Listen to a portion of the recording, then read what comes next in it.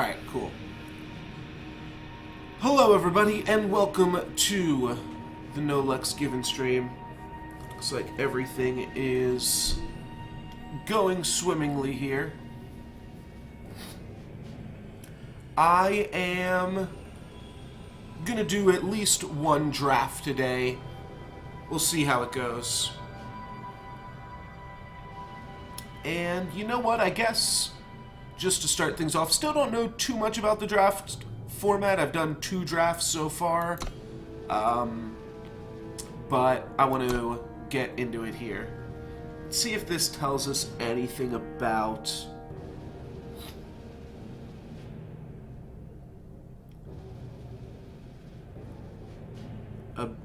the format here. It doesn't really look like it does. This is just about the prize structure, but it doesn't tell us about how the actual, like, algorithm works, which, you know what, that makes sense too, at the same time, for it to not just lay it all out. So, let's go ahead and hit this button right here. That's going to let us see our options. And might hold off for a second here, just looking at this first pack. My first impressions of this pack, so I guess there's a few cards that stand out to me. Noticeably, this top row is probably the most powerful cards, and that's a little bit based off the rarity of the cards, makes them a little bit more powerful. I've never played with Life Drinker. It doesn't seem that much worse than Sword of Ikaria, and Sword of Ikaria does lock you into 2 colors, like, right off the bat. So, part of me does feel like you wouldn't want to pick up the sword. And it looks like I'm going to edit my title here.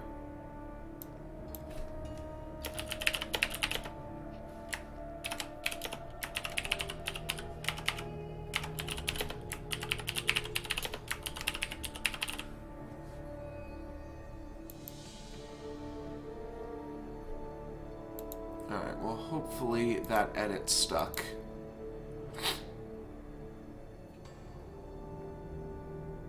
Just refreshing my stream. Alright, looks like that title is now live. So, Steward of the Past, I think, is pretty good. Deadly is really strong. And of the common cards, Initiate of the Sands is obviously way better than all of the other ones.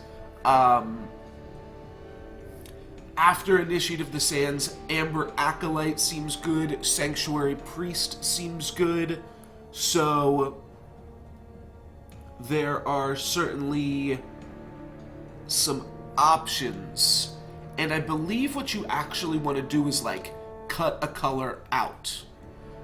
So you could take just the Aerial Ace here, and that leaves this pack with 0 primal cards. However, I don't think Aerial Ace is really all that good. For 5 mana, yeah, you do get 2 keywords on it, Flying and Aegis, but I still think you can do a lot better than that, and I don't think that this is where we want to be. So I think I'm leaning towards Steward.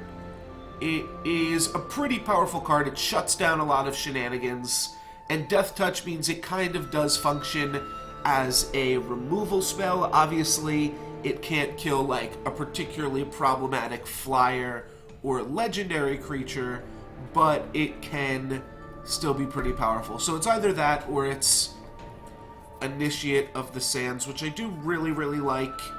But I think I'm going to go for Steward here.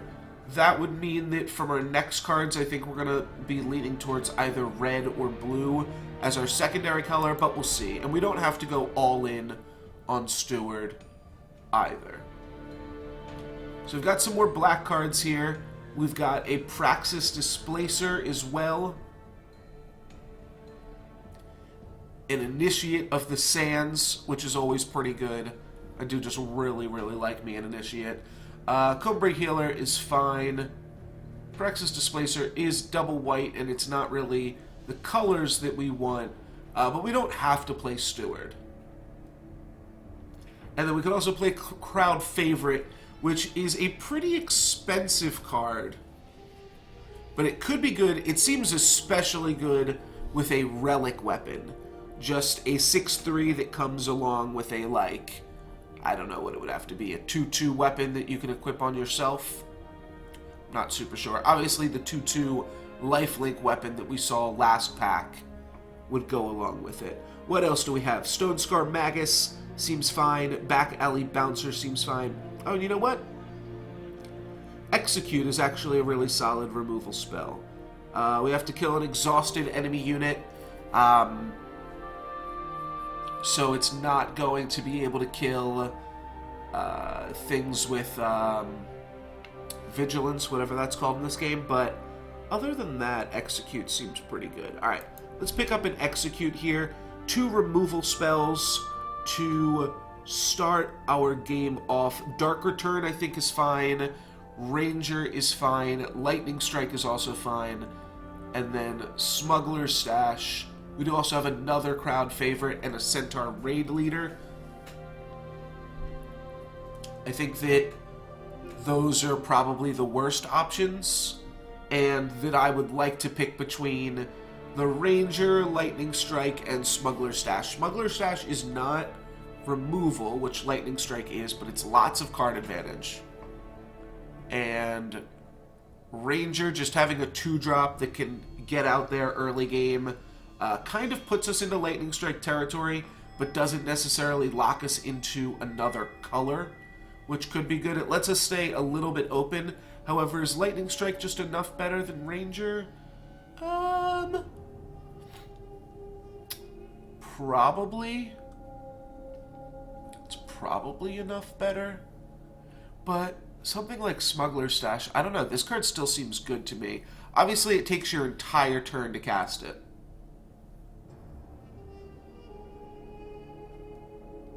What's up, man, GI? Yeah, I've actually just been saving up gold for being able to draft for this game, so that I could spend a whole bunch on drafts, and I don't need to do any drafts like off stream or anything. But yeah, it does. There is an adventure coming up that I think is like 30k or something. I'm not sure exactly, but we'll be able to get that when it comes out as well. So we can either stay in purple or immediately move into blue or red, and this is it's kind of a tricky decision. Obviously, with mana fixing, maybe we can just splash this 2 later on. Smuggler's Stash has seemed pretty backbreaking against me previously.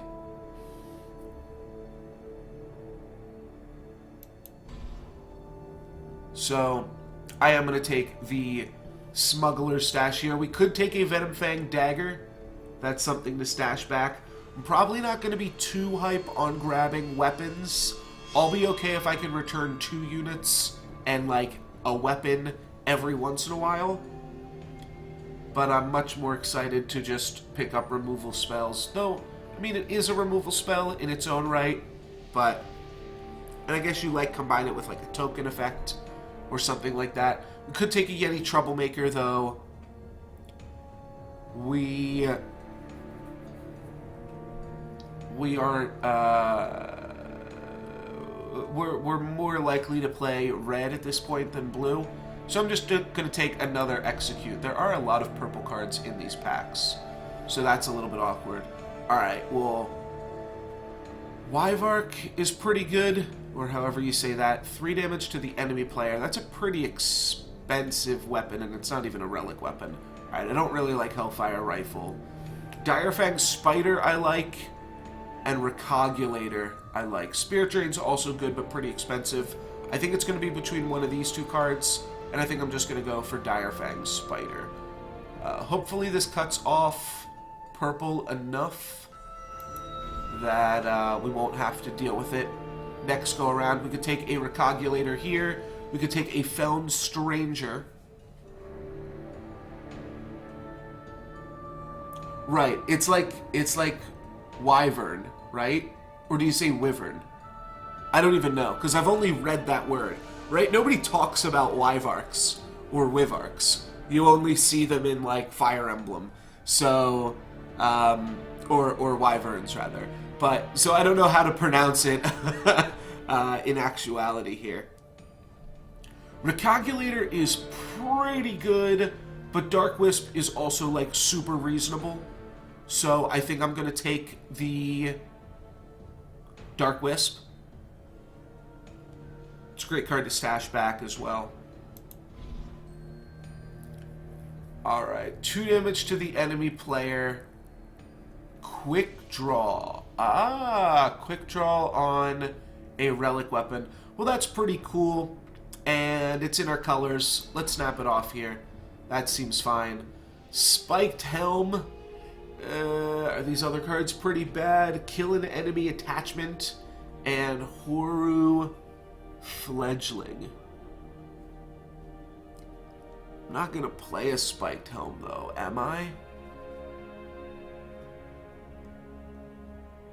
Like, maybe we'd pick up Mana Fixing to play a 5-mana 3/3 flyer. That seems pretty bad as well. Alright, I guess I'll take a Spiked Helm. If anything, it sends the signal that these colors are open and it's worth a little bit more dust.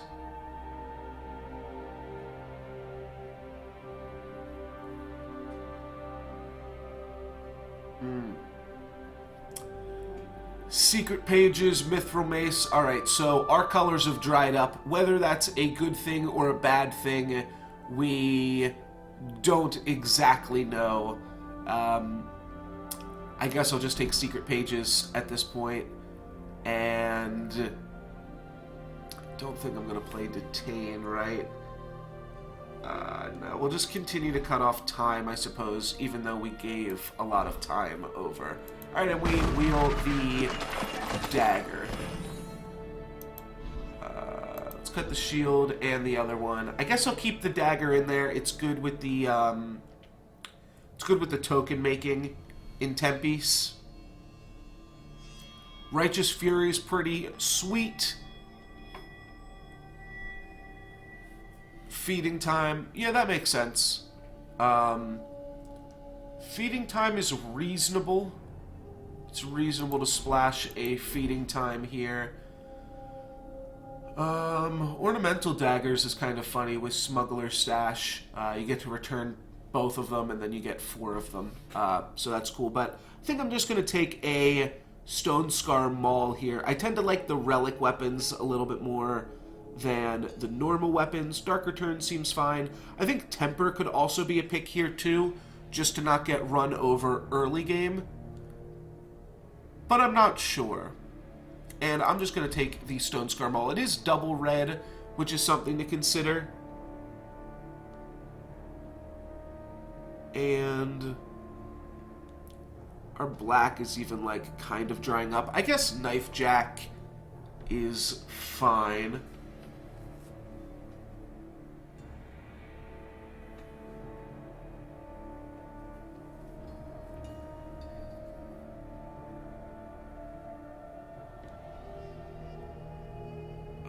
I mean, none of the other cards we can play, right? Levitate, 5/3 Overwhelm. Yeah, everything else kind of sucks, so I guess I'll take a 1-mana 2/2.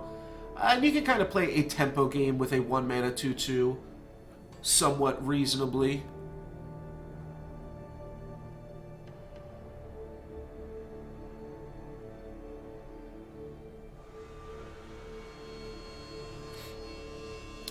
Latest rare, I'm not totally sure. I've only done 3 drafts, so nothing's like super stood out to me.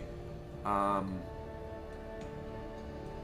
I mean, this isn't a rare though, right? These are just, are these called uncommons? The green one? I'm not sure. So Soul Collector, I like a whole bunch. 6 mana, 6/6 also seems reasonable.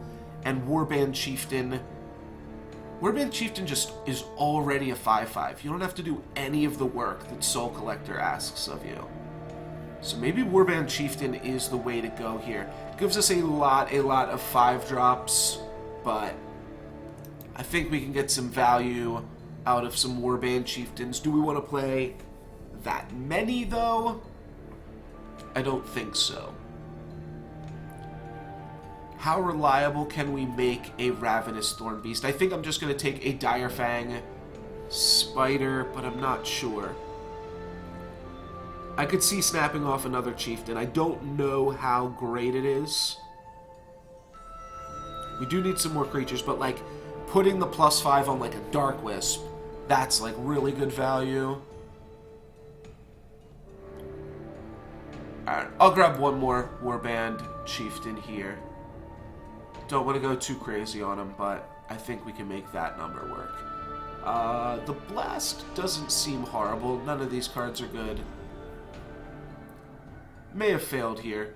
We'll see if we can pull something out of this. Should I just keep going, or should I, like...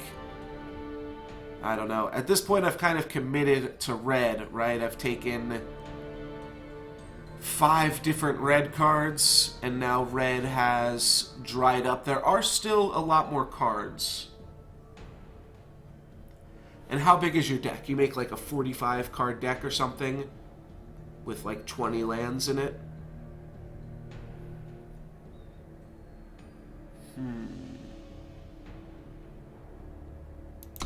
I think you make a 45-card deck. We've still got a Sauropod Wrangler and a Secret Pages. I just don't see us playing Scheme. Scheme seems like pretty terrible.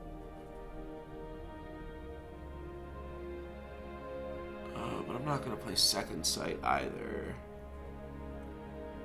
because I'm not going to have any Echo.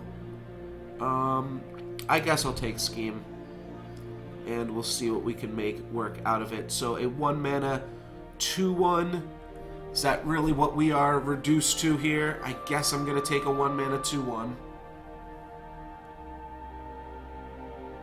Don't need a Venom Fang Dagger. I mean, I get it back for free, and I see that with the Smuggler's Stash. I'll just take a 2/1. Alright, a Banner is pretty reasonable. Let's take that. Could also take a Stranger, but banners are always pretty good. Backlash, Dispel, and a 4-mana 3/3. Probably don't need Dispel. I'll take the 4-mana 3/3. And then...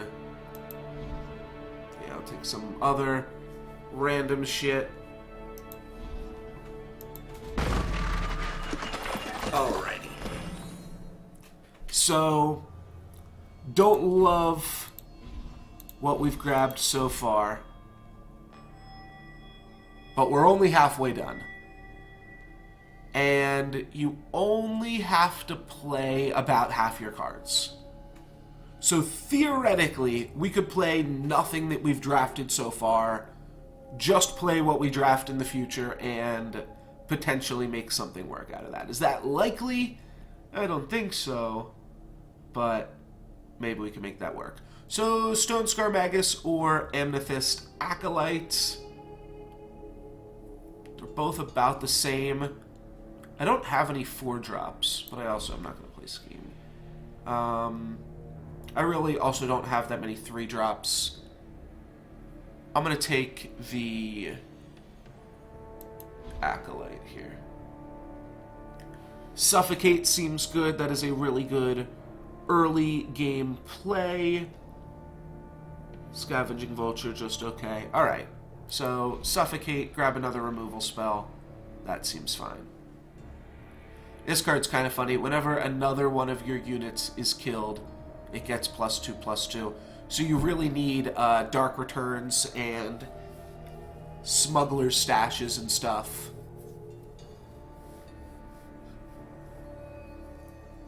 So, yeah. don't really care for the cultist that much. I'm going to take a temper.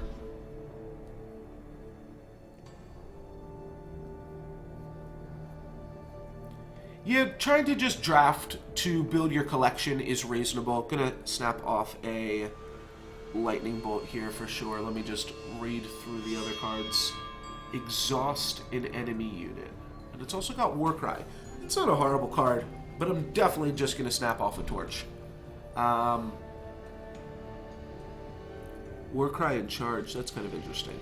But yeah, my goal is just to win as much as I can in drafts, become the #1 ranked Eternal Drafter, and win the whole game. Alright, let's take a Dark Wisp. Diplomatic Seal seems reasonable. Here we have some red cards again, finally, and Burnout. I'm just going to take a Diplomatic Seal. Alright, and then some bullshit. I guess I'll take a Temple Scribe. Spirit Drain, Burnout, sacrifice an enemy to deal 5, or sacrifice a unit to deal 5 damage to an enemy. Use a lot of resources to do something like that. I guess if you're sacrificing a Dark Wisp, it's fine. Do I have enough Dark Wisps in the deck, is the question. I really don't. I don't have any token making, but I think I might just have to hope to get some here. So, let's grab it. I can grab another Stone Scar Maul. I guess I will. Don't love that, though, either. I didn't pick up any green cards, at least none worth splashing. I'll still take it. Sure. Sure. Alright. Now let's cut those cards. Oh, God. A legend. So this is tricky because I guess I do just have to take this legend, right? And it actually is insane. Like, the card is really, really fantastically good. But there's no way I can play it.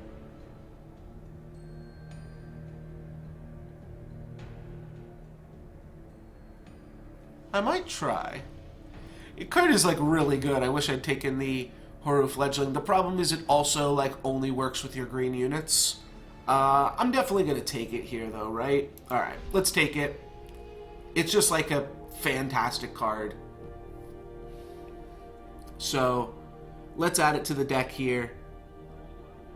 Monument or Rapid Shot, or what green cards could we take?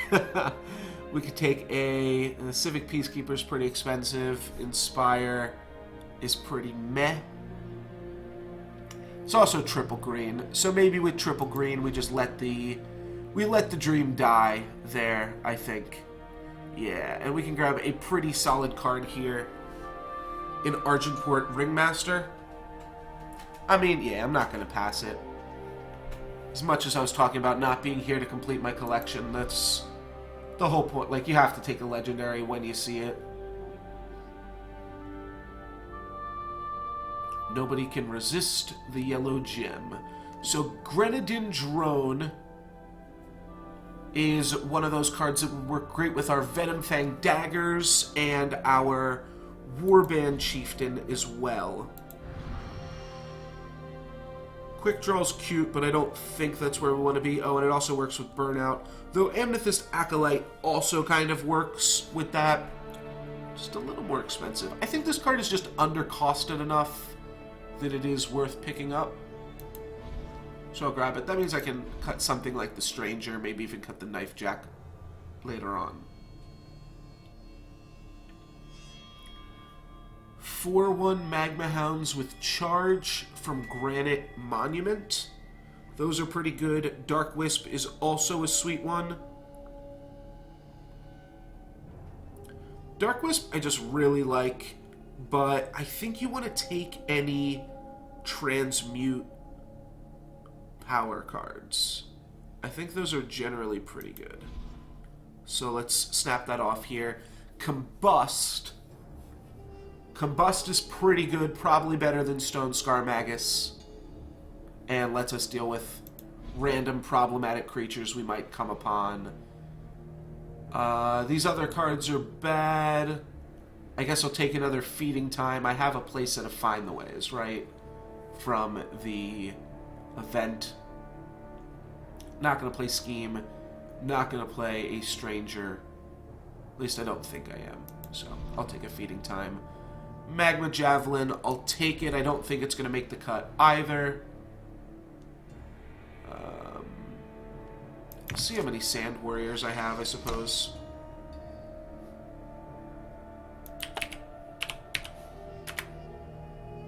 I own more than enough Sand Warriors. How about feeding time? More than enough feeding times as well.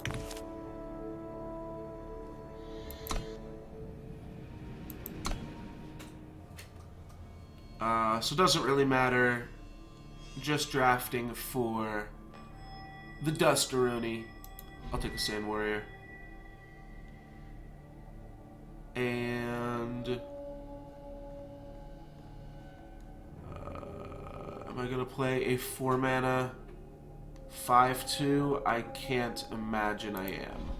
1, 2, 3, 4, 5, 6, 7, 8, 9, 10, 11, 12, 13, 14, 15, 16, 17, 18, 19, 20, 21, 20, oh yeah, 21, so like 25 cards I already have.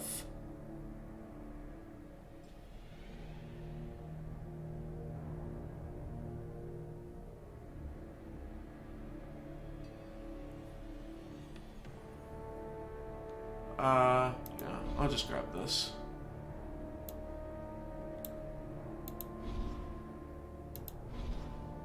Hey, Stone Scar Banner. That's pretty sweet. Pretty sweet last pick up there. Not too shabby. Oh, you're right, I can... Oops. I can click on cards to see how many I already have in the deck. So this is 5... let's see if you had 5 more cards. I think you went 19 power.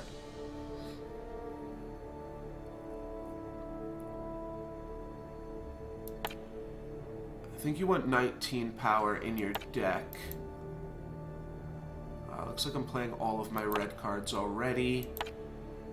Which of my black cards am I not playing? Scheme. Well, I'm not playing the Stranger thing. Maybe I should have picked up that 5-2. Alright, mistakes were made.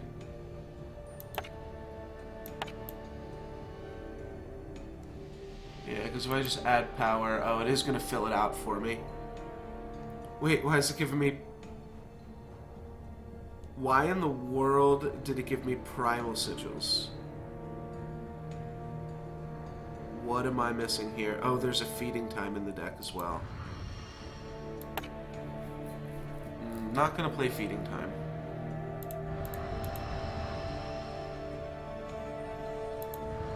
And you can only hit the add power button once, and now you can add it back again. Alright. But that's going to be way too much power. That is 21 power. Probably want to play 19 to 20 power in your deck. My deck does get a little bit expensive. I guess that means I'm adding Stranger or Scheme back in, or Spiked Helm. But that seems pretty horrible.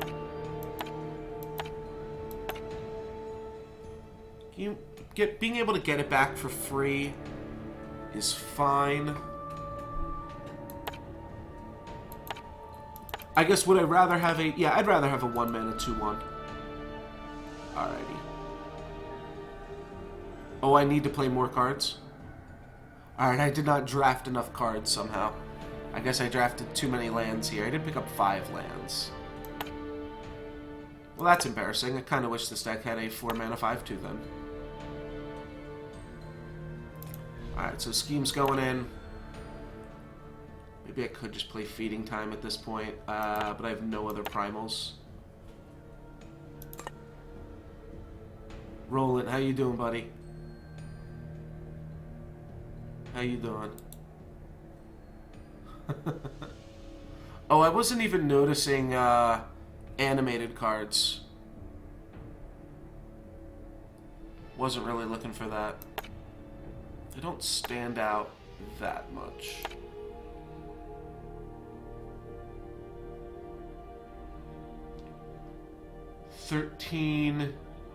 Wait, this is 13 plus 5. 13 plus 5 is only 18.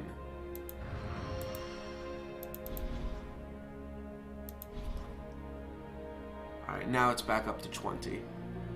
So now we could go ahead and cut a scheme, or I can just cut down to 19. I think 19's okay.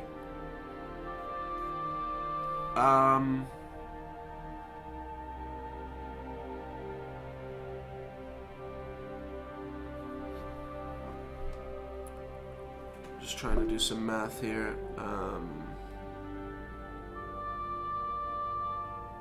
Yeah, I think you actually want 20 on average. So I'm just going to cut this for another land here. That gives us exactly 20. The rest on the bottom. Yeah, that's not great. Alrighty, and let's give this draft a go.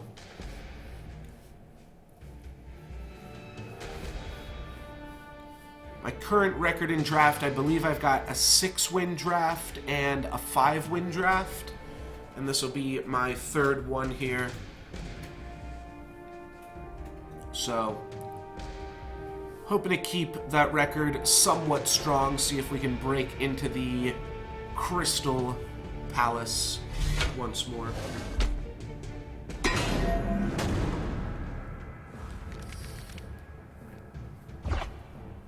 Alrighty.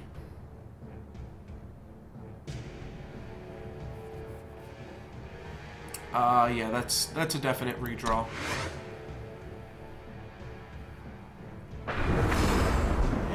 That's a little bit unfortunate, but we've got a combust, which means we're not going to die super early. We've got a removal spell. We just need to... We can turn this hand into 3 removal spells if we draw a black, or a purple, rather, Shadow Sigil. And I think I also want to beat down. So, let's smack for 3. We know that that weapon's going to be used on that dude regardless. So, might as well get it in there. We can combust their threat this turn. If we can't already just attack into it, which it looks like we can.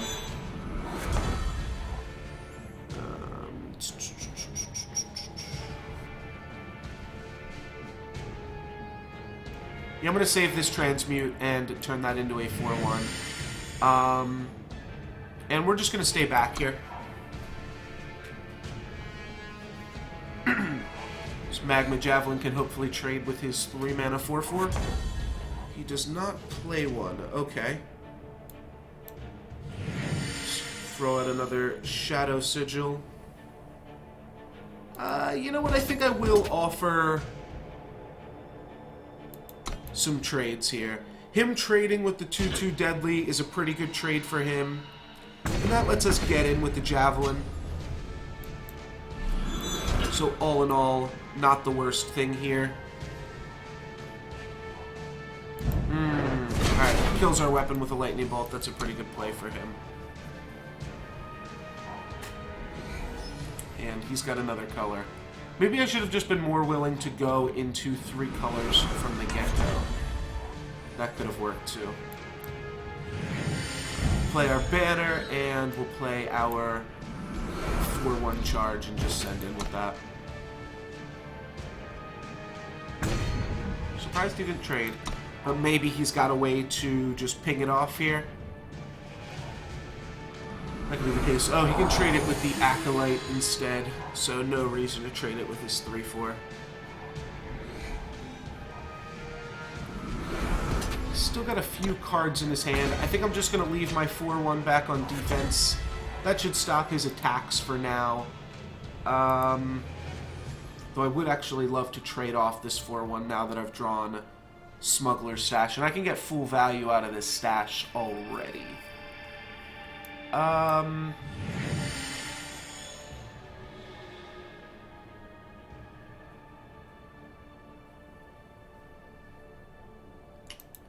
Alright. Should I combust?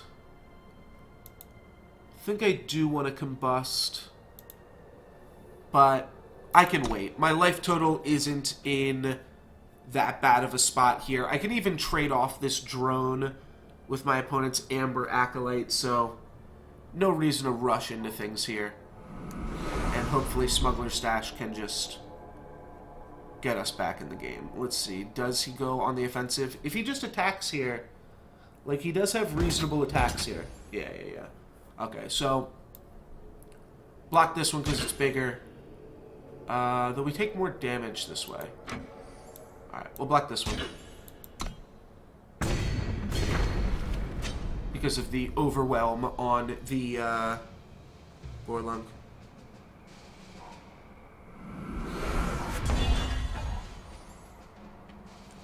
So I put the dagger on the token so that I could combust this one, because I want to combust this one so that I can Smuggler Stash back this one.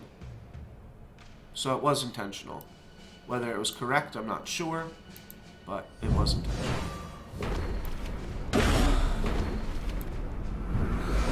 Alright, so drone and Magma Hound and dagger and javelin. And then I will run out. I think I'll run out 2 1/1s. Allows me to play Magma Hound and dagger next turn. I'm going to take a little bit of damage here, but my life total's still pretty high. And I just drew 4 cards. So that's fine. He'll get to kill that for free. The Overwhelm is cute. He's going to let me trade for this 2/1. Can't say I mind that.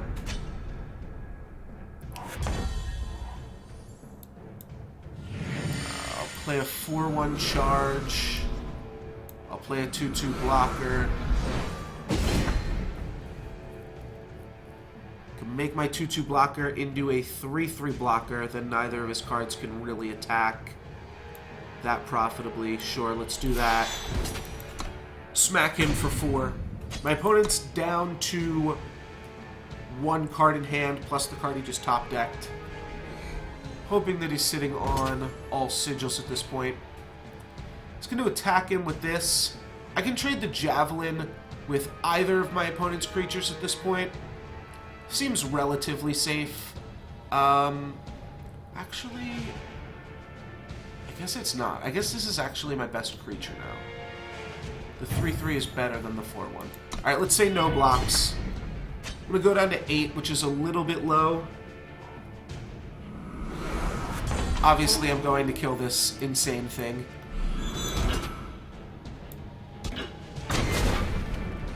Now I can smack in for 3. Yeah, this is free.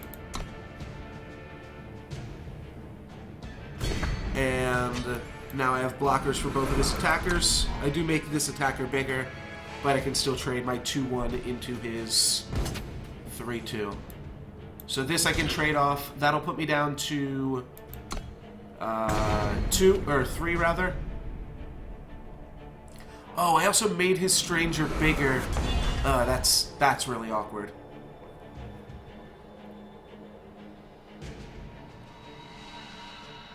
Huh. That's really awkward that I make his stranger bigger here. And now my weapon can't positive battle it. Oh, you know what I can do?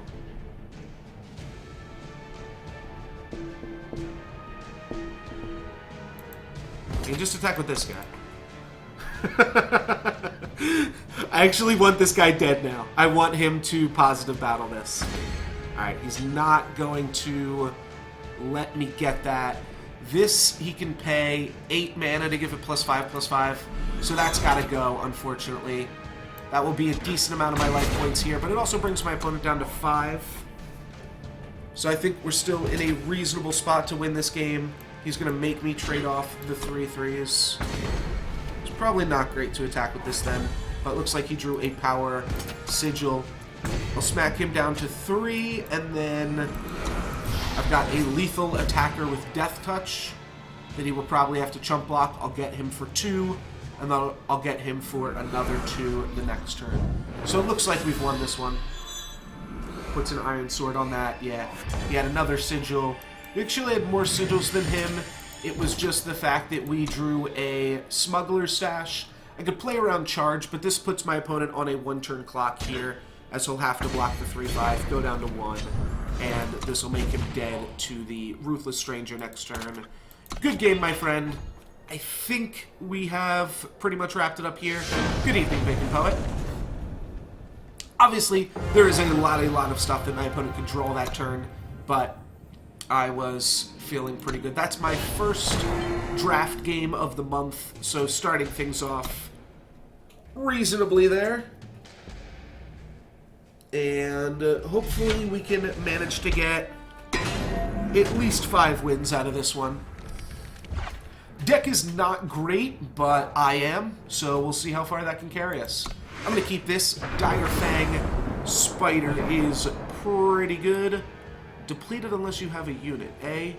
Let's just run it out. Oh, I guess I forgot this cost 1 mana. I was thinking this cost 2 mana. I definitely should have just led with the Spider. No matter. I'll play it here. It still kind of prevents this guy from attacking.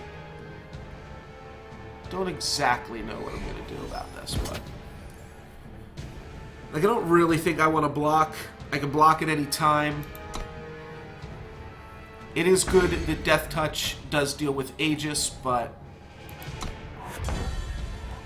it's not really what I'm looking for. If we get close to playing the Stone Scarmole, I will think about running the Granite Monument out there. Oh, I should have swung for 1, right? If I'm not blocking, I should have swung. Alright, a Warcry 2. That attack is still fine. I am just going to torch this, though, and then see what it works.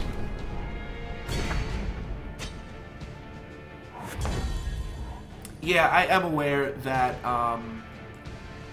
that Soulforge is still online. There's only so much you can do, though, with a game that doesn't update either. I will probably play it every once in a while, and hopefully I can also organize, like, on Reddit, days where I say, like, hey, I'm going to stream this game today, so, like, you know, let's all play it today kind of thing. This is fine. Opponent's probably not blocking if I swing for 1 there. I'd rather hang on to the Spider at this point. I did neglect to deal 1 point of damage to my opponent, so hopefully that doesn't come back to bite us. They're going to take that out end of turn. They weren't killing the Spider. They're going to play a 1/1.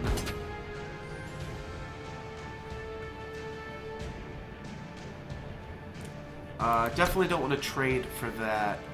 But I don't have good attacks with the Maul right now either.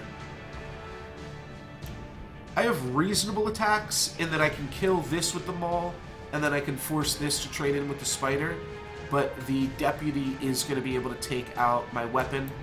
I'll still go for it.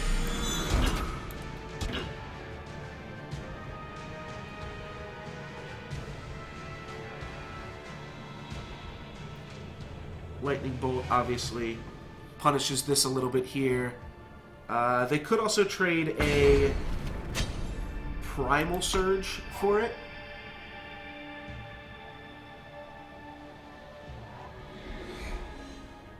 Or whatever the giant growth is called in this game. I always call it Primal Surge, even though I know it's not called Primal Surge. Well, that's an interesting play. Alright, +3/+1 and Overwhelm. That's what they were thinking of. Yeah, I thought it was going to either be that or just a giant growth. I am still going to check out multiple games. I wanted to get into Eternal a little bit because I realized that the month is halfway over at this point. What can I draw? I can draw a 5-drop. Punishes me a little bit. Alright, let's run this out there. Although if I drew the 5-drop... Alright, that was probably a mistake. I've been trying out a lot of new games and things. Alright, this will be unfortunate if I just get flooded here. I've got 2 more turns to draw a relevant threat, though. Alright, well, now I am dead, because even if I draw something, pretty much has to be multiple things. Alright, nope, just got super flooded out and lost the game. Oh well. So, yeah, going to still try out other things. On Wednesday, I think, as long as I just started the stream off late today, too, was part of the problem, that I didn't want to try to jump into a new game and not give it all of the time that it deserves. But I do have access to the Gwent open beta, so that should be coming in the future as well. I'll keep this hand. It's a little slow, but hopefully still good enough.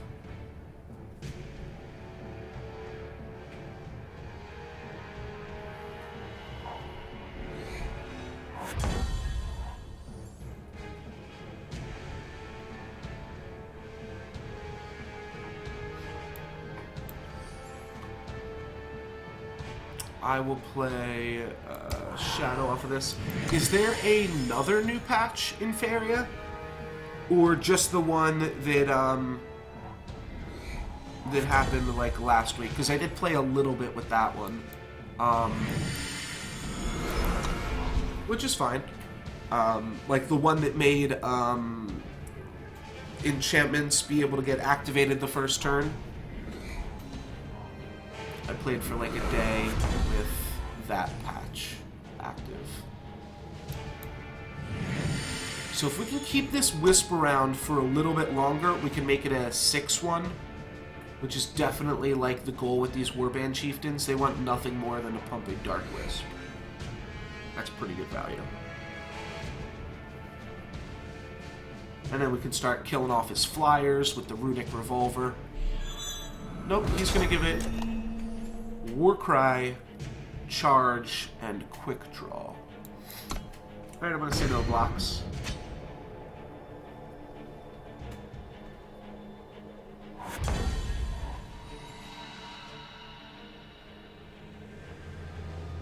Yeah, I guess we're fine without playing the Granite Monument here still.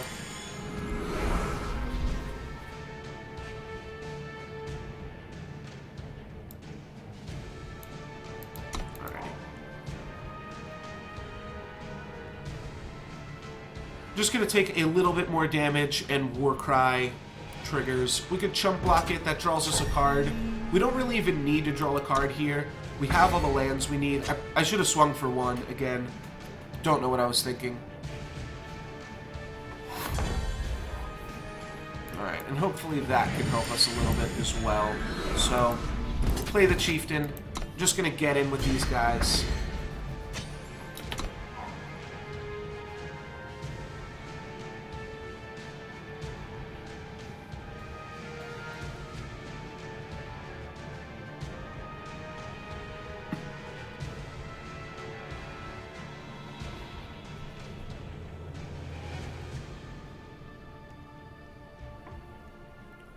So, the main thing is that my opponent has gotten 3 Warcry triggers, but we're definitely in a fine position. If we can draw another land... Alright, well that means that we can't block this turn. But that's like a pretty reasonable thing here. If my opponent uses a Static Bolt just as a... hey, you can't block if you don't want to this turn. Alright, and then they're going to finish it off with another Static Bolt. We still got a pretty insane amount of value there when we get to make this a 6-1. Didn't realize that we got to choose which unit as well. That's pretty cool.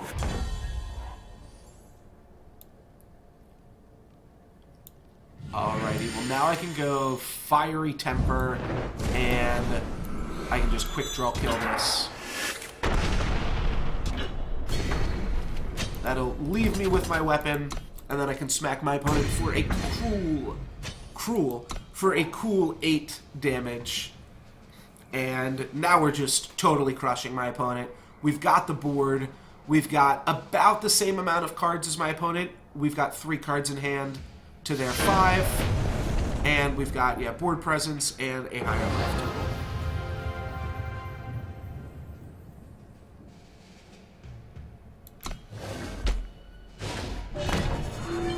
Yeah, for some reason I just assume that effects like that are random from playing enough Hearthstone and Soulforge, where sometimes those decisions are random.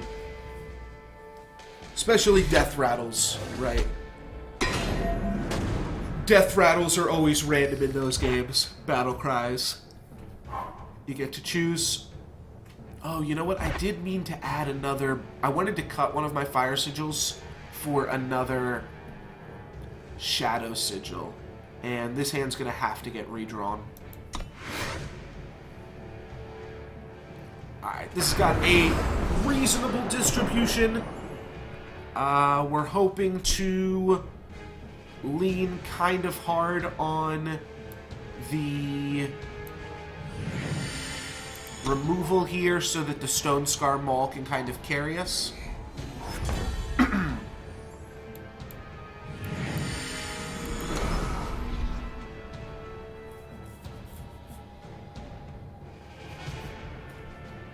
Yeah, it is cool that you can get battle cries off of other stuff. So this right here, I'm actually kind of happy to see the fact that my opponent is in this division, or this could even just mean that they were in this division last month, right? I guess that is what it means. That's a pretty good one. You know what? I think we are just going to want to run our monument out there.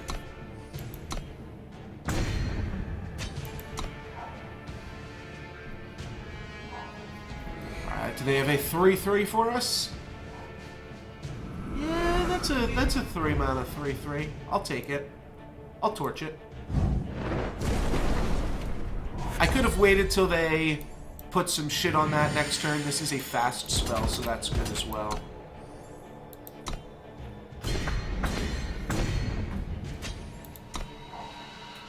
Just trying to curve out here and play this Stone Scar Maul on turn 6. Alright. My opponent takes a turn off to draw some cards. So now we are just trying to play a tempo game. We're no longer a removal deck, and that is an insane draw.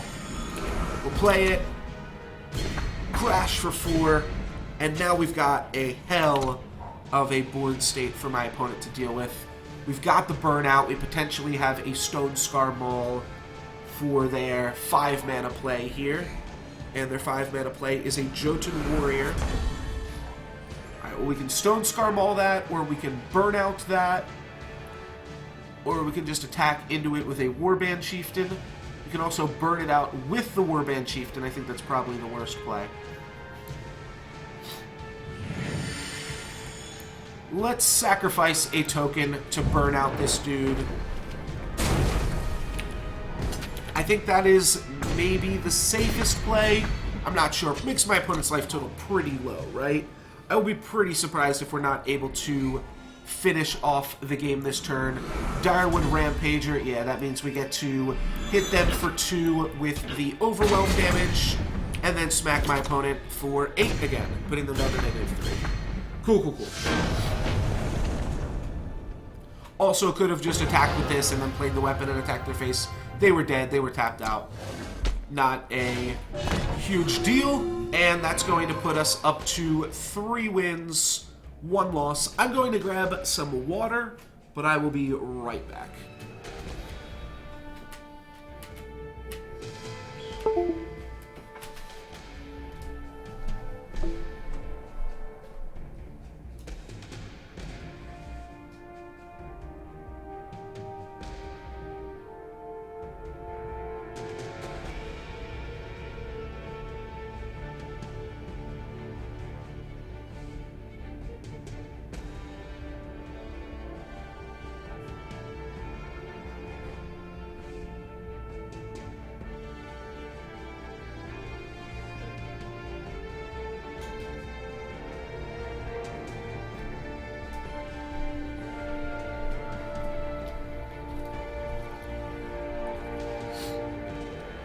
Alright, alright, alright.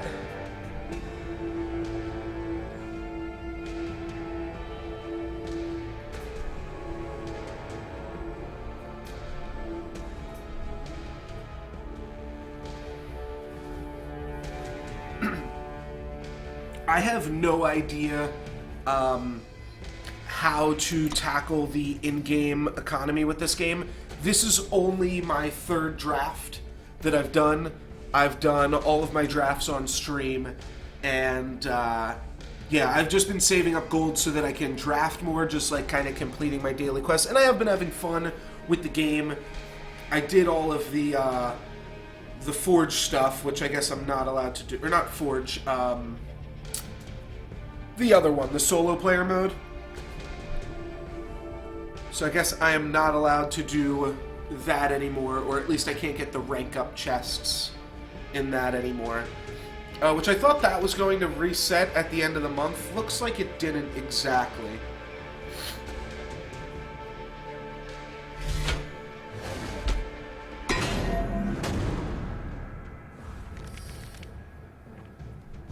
Alright, we've got double execute, that's pretty good, as well as a blast and a torch. So we've got kill spells for days and then a smuggler stash on top of all that. We'll keep it. It's a little bit land light, but we are on the draw here, right? So it's probably fine. Is this the guy we played last round? Skizik? Name sounds familiar. Maybe he streams or something as well. Alright, so what do these do? Kill an exhausted enemy unit. Alright, so I'll just take some damage from my opponent's guy, and then I will execute it. I think, unless I should just be using the lightning bolt aggressively, because I can use the torches on anything. I'm willing to get punished. I'll use one to execute, just because taking too much damage isn't that much, and it's not like I've got a great play to make next turn regardless. Well, that actually changes my mind. I'm just going to run out the Acolyte and then take a little bit more damage here.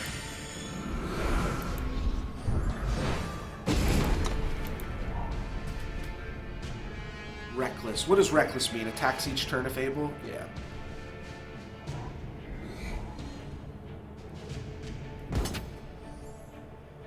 Alrighty, no blocks on that. I would have blocked it if he had said he was going to make a 5/5 off of it as well, but he is not.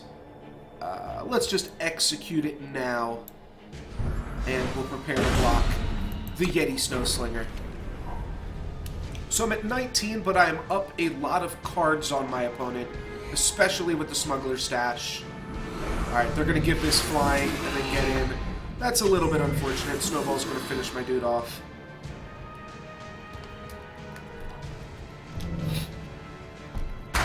Not a huge deal, potentially, but a little bit unfortunate. Let's just take out their flyer for 3 mana there. And then I'm going to take 2 points of damage, and I'm going to see how long I can just afford to take that. That's unfortunate, though. Wisdom of Elders. Going to give my opponent a little bit more cards to work with here. I do have Smuggler Stash to get me some cards back. However, right now that would only be getting me an Acolyte and the Spider. So I think I'd rather not. I could suffocate this. I could execute this. I could torch it. I think suffocate is probably the best play, and then just run a spider out there. But I'm going to see if the spider is willing to trade first. We'll see what happens. Maybe I can get some more value. My opponent might have some pump spells or things like that. Alright, Yeti Snowslinger. That can get suffocated or torched.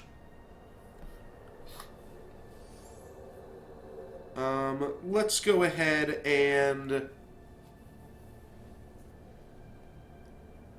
Let's go ahead and fire off a torch, I think. It's interesting that my opponent did not want to trade a Cobalt Acolyte for my deadly or Dire Fang Spider because I didn't want to trade off for my opponent's guy here either. I still have an Execute. I still have a Spider. Do I want to start getting in points of damage? I think not.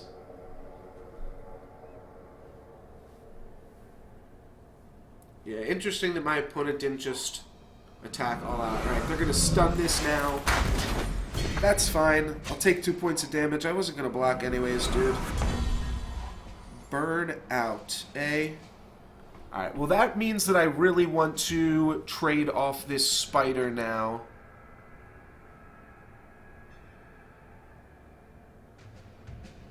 I'm going to still let my opponent hit me for 2, I think, here. Let's just suffocate the flyer. Try to trade Spider Fang. Let's see, I'm going to take 5, drop to 8. Is that okay?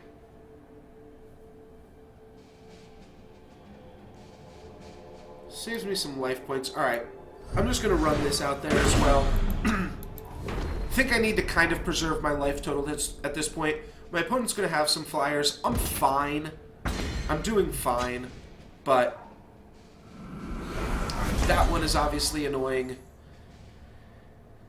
And how do we deal with that? Well, I think my opponent will just attack with their flyer. And then I can burn it out. They're going to give this flying as well. Alright, well at that point I have to burn this out. I've got no other choice. Gonna take 3 this turn. I will be playing the Smuggler's Stash here, unless I draw a good weapon. No. Alright, so we're stashing back our 2 dudes. We've got no weapons. Playing the Knife Jack gives me 1 less turn to draw an out. Yeah. Alright, let's not play Knife Jack.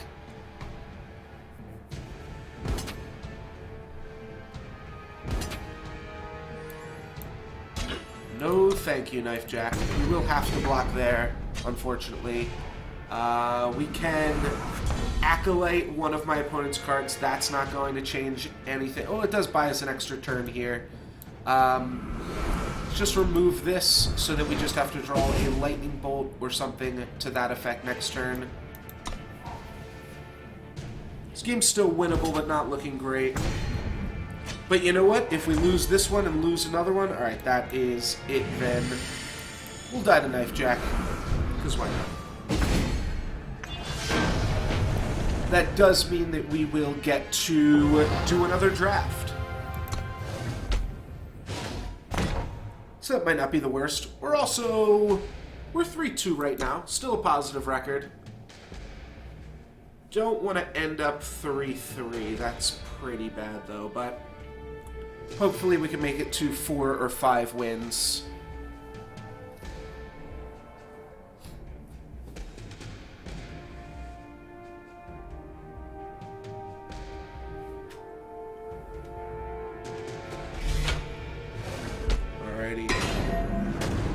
And our opponent is a Ko.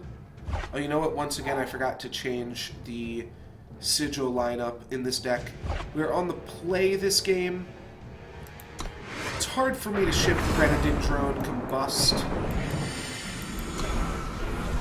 We also have, I mean, Sand is pretty solid slew of cards here. Check out my collection status after this. Yeah, I mean, I probably have all the uncommons. I probably don't have 4 ofs of all the uncommons. Not super sure, though.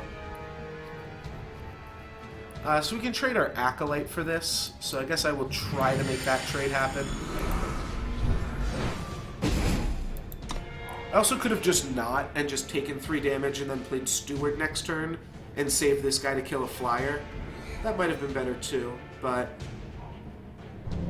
Static Bolt, that's going to hit us for 1, and then is he going to swing and make me double block?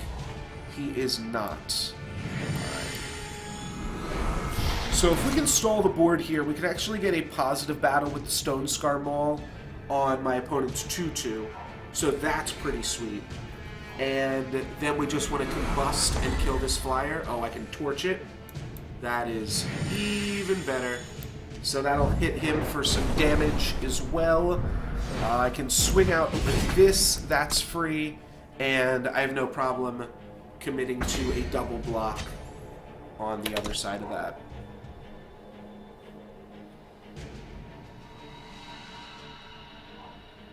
Alright, he annihilates my big boy. Glad I got 3 damage in with him then.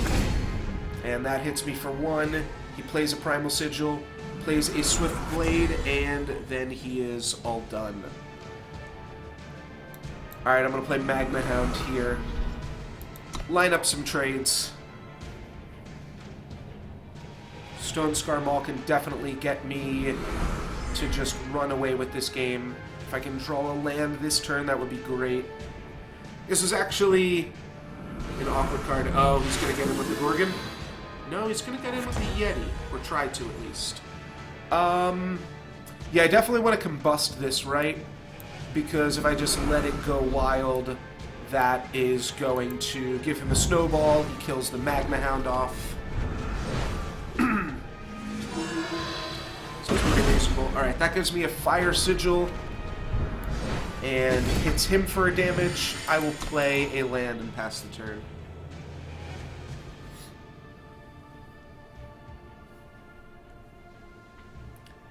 Wouldn't mind trading a drone for one of those. Well, I don't know what that means. I feel like that probably means that my opponent is going to have +4 attack and quick draw for me. Nope, he's just going to trade off. Alright, I'm happy with that. Definitely happy with that. Infiltrate, draw a card. So this is a little risky. But if this works, that's great. I've got 1/1 blockers for each of my opponent's 1 toughness cards. Seems good to me. I have to clear both of my guys. The only problem with this is now I'm not leaving myself any targets for Warband Chieftain. Because I will have to trade these cards off here. But now my opponent's in a spot where they don't really want to play anything, and they can't not play anything. No, they've got an Oblivion Spike! Oh, that's really, really unlucky. Alright, well now I am in that exact position that I was just trying to describe that my opponent is in. Can play a Warband Chieftain, it will die to Oblivion Spike, but at least that clears their spike, I suppose. We don't get the full value off the spike here, but... oh, man. That's going to put us down to 10. We need to draw another dude. This is just going to soak up some damage, but it's only going to soak up 4 damage. It still means we're dead in 2 turns. I'll pass my turn. So the reason that I passed there is I'm hoping to draw another one of these 5/5s. That probably means I'm dead regardless here, eh? Looks like it. Yeah, if I play the Knife Jack, I am then just dead to the Vulture. This gains me 1 life. That kills me. Yes, I'm dead. I guess I'll make my opponent play it out here. This has to attack. So I'll kill this.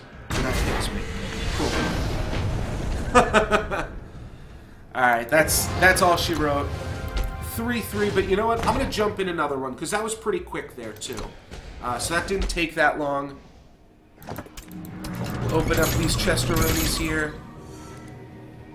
Go ahead and open up the booster packs. Yeah, I definitely don't have...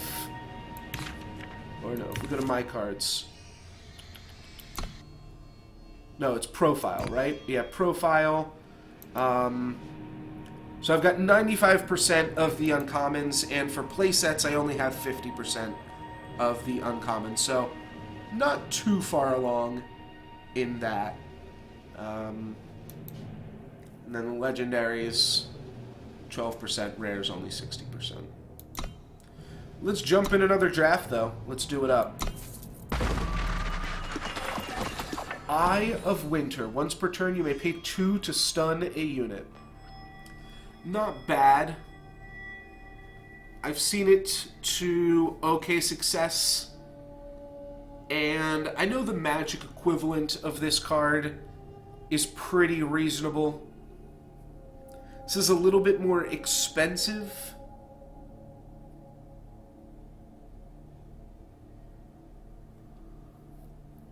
It's a little bit expensive just in terms of the amount of mana.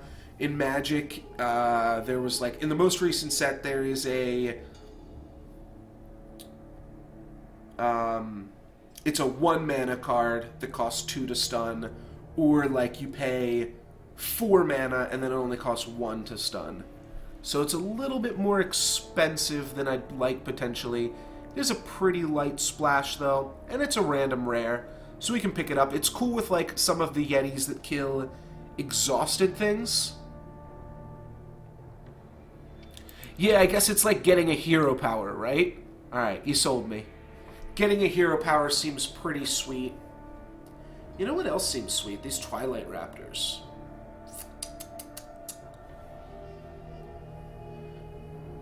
Twilight Raptor seems pretty cool to me. We did just pass one, but I don't think that's a huge deal. Yeti Spy's just okay. If we're going to play Yeti Spy, that means I'd rather have Twilight Raptor in my deck anyways. So, let's just lead with that. I guess maybe there's a False Prince deck.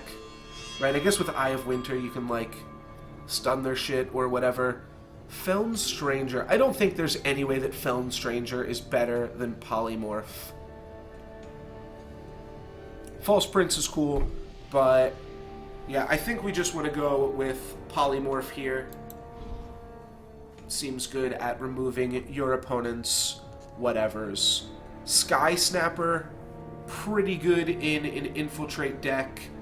Hatchling, I also think is a really good card, though. And Hatchling's probably better than Sky Snapper. Plus, there's some random synergies that we can potentially make work with it. Does move us into 3 colors. I don't think 3 colors is bad, but we'll see. Scaly Gruon, or Sabotage, or just a Stone Scar banner. Yeah, Icebreaker. That was the one that I was thinking of. Icebreaker is really good with Eye of Winter. We're gonna want to pick up any Icebreakers that we find for sure. Let's just take a Scaly Gruon. We're kind of making like a little bit of a slower deck here. Levitate is pretty good with the Infiltrate effects. And we're like 50-50 to either be an Infiltrate or an Echo, whichever seems a little bit more open. But we're going to be base blue. Alright, and then here we get some options. We get a Trickster's Cloak if we want that, or a Snow Slinger if we want that. There is also Camel, which is fine.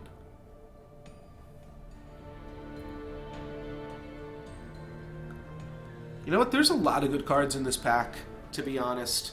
Temple Scribe is pretty reasonable. Snow Slinger is good. A 3/3 Lifelink, also pretty good. And then just a Camel does a decent job blocking and gaining a whole bunch of life points for you.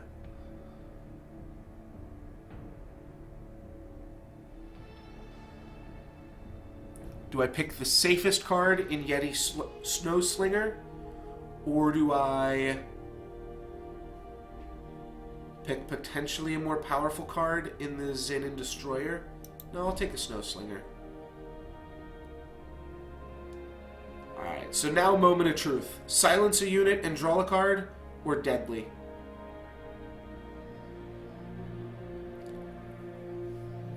Deadly seems good. Silencing a 3/3 doesn't kill it.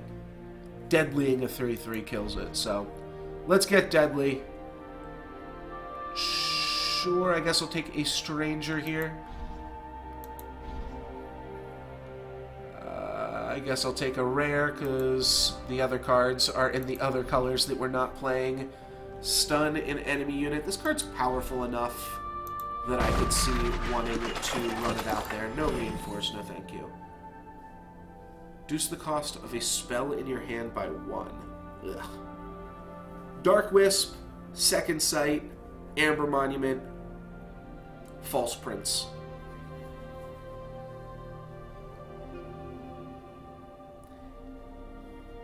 It does seem as if Sand, or Time rather, was a little bit more open. Play Second Sight and just play the Hatchling with it. Like, just splash for Hatchling, too.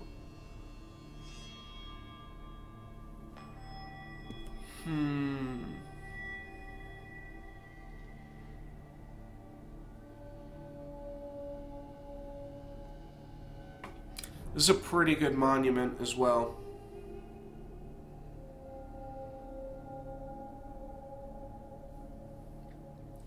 I have no idea.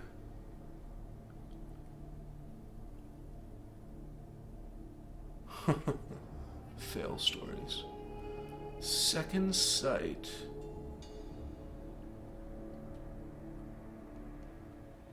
I'm going to take the Monument. I think the but Second Sight's so good. Thing is, Second Sight will play regardless, and Second Sight may even be better in that strategy. So I'll take a Second Sight here. Then I can grab an Elysian Stranger, a Cobalt Acolyte. It doesn't seem horrible, the Acolyte. Also take a huge Flying Dragon. Elysian Stranger might be good just to help us splash, though. Maybe we do that and we play a little bit more of a dedicated 3-color thing. Cobalt Acolyte's fine, though, too. I'm going to try out the Stranger, see how that works. Could definitely be wrong on that one. Flying Quick Draw, but double black. It's probably still good enough. It does die to Lightning Bolt, but everything dies to Lightning Bolt. Alright, this is kind of what we're looking for here. Infiltrate, play a 5/5 Beast. 3 mana, 5/5. We just have to get it on a Raptor, or a Yeti, or get the Eye of Winter out, some stuff like that. But I think this is what we're looking for here. Beast Caller's Amulet. That puts us in a direction. Take another Twilight Raptor. That's pretty good too. Infinite Hourglass is sweet, but there's a lot of solid blue cards in this pack. We don't have to do that. Wisdom of the Elder seems good. I'm gonna just take Lightning Strike though. Levitate, also a fine card. That's the other thing though. If you can just pick up 2 Elysian Strangers randomly, like, are you then just okay with splashing the Hatchlings? I'm not sure. And when you've got other solid options, I think I just want to move more solidly into purple here, into Shadow. So let's pick up that. Well, I'm going to go back a little bit on that with the Seek Power and grab that. Overwhelm is a pretty solid body to go off with. Let's just take Mirror Image, though. That seems like it could be sweet. Twinning Ritual. Do we want that? I can splash it so easily. I'm not sure if it's any good, but I'll pick it up. And I'm not going to play Synchronized Strike or Accelerate. Start of your turn, you gain 2 life.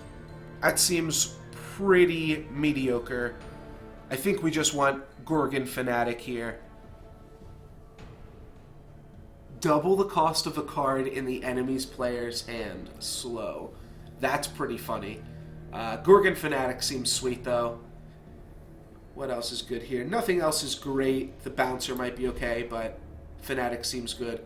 Another Eye of Winter. Oh, man. That would be really cool, but we haven't grabbed any of those things. You know what? I think I'm going to try it. I don't know how likely you are to be able to double up on a rare. And if there's a chance that we can double up on that, we just snap off any of those icebreakers that we see.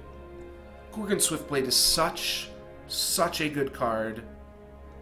Stormlynx is also pretty good. Also, Pillar of Amar is insane, but we're not quite there. But I'm going to take Eye of Winter, and I'm just going to snap off any icebreakers we see. Any of them? Not yet. Here we have a lot of Feln cards in this pack. Haunting Scream, which is pretty much just good with the Gorgon Fanatic. I guess it's also okay with Zenon Destroyer. It's not great, though. It's only okay.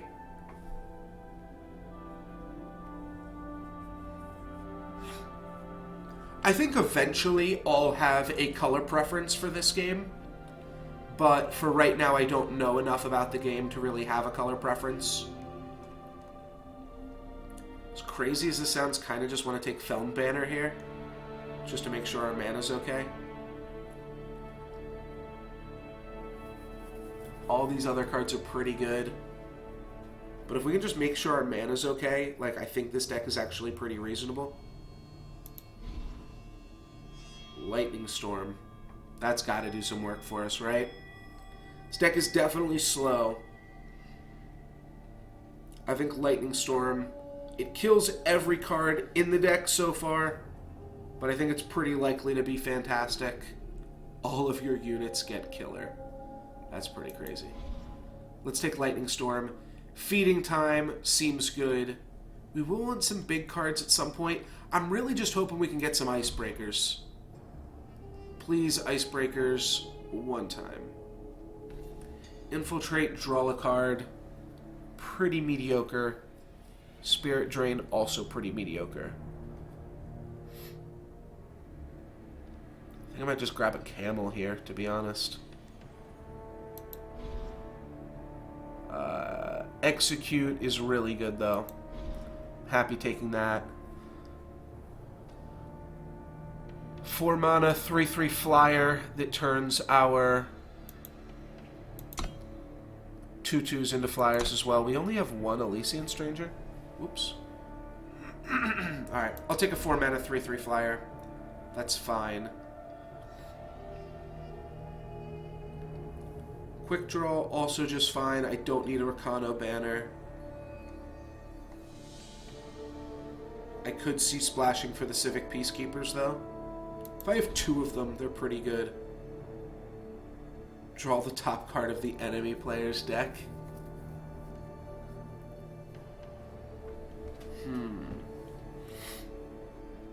I guess so. This deck doesn't really want to devour anything. So I'll just take a Pilfer, as random as that seems. And then I'll take some other random cards here. So, what other options do we have here? Gorgon Fanatic is pretty good. Horse Snatcher Bat is pretty good.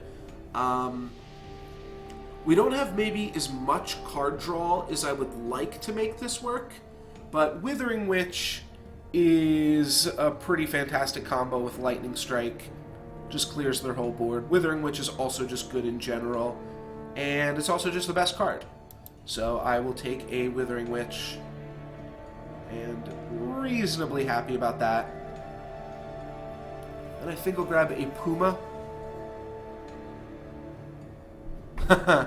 Yeah, I guess Pilfer really is just Seek Power, isn't it? Top spell in your deck gets Echo. Still 0 Icebreakers. What is Icebreaker? Is it an uncommon or a rare, or what is it?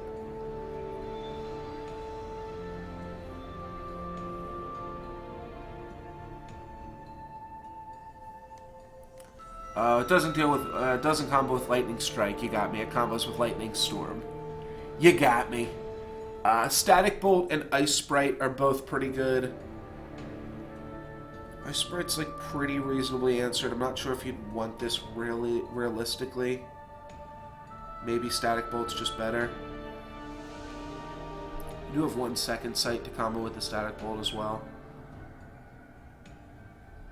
It's cheaper by a little bit as well. Now this is good with the Beast Colors Amulet. Alright, let's take Ice Sprite. What else do we have? Another Twinning Ritual.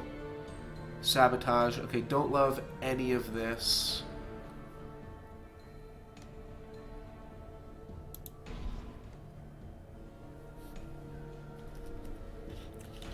Huh. 5 mana for a 3/5 is just such a terrible rate.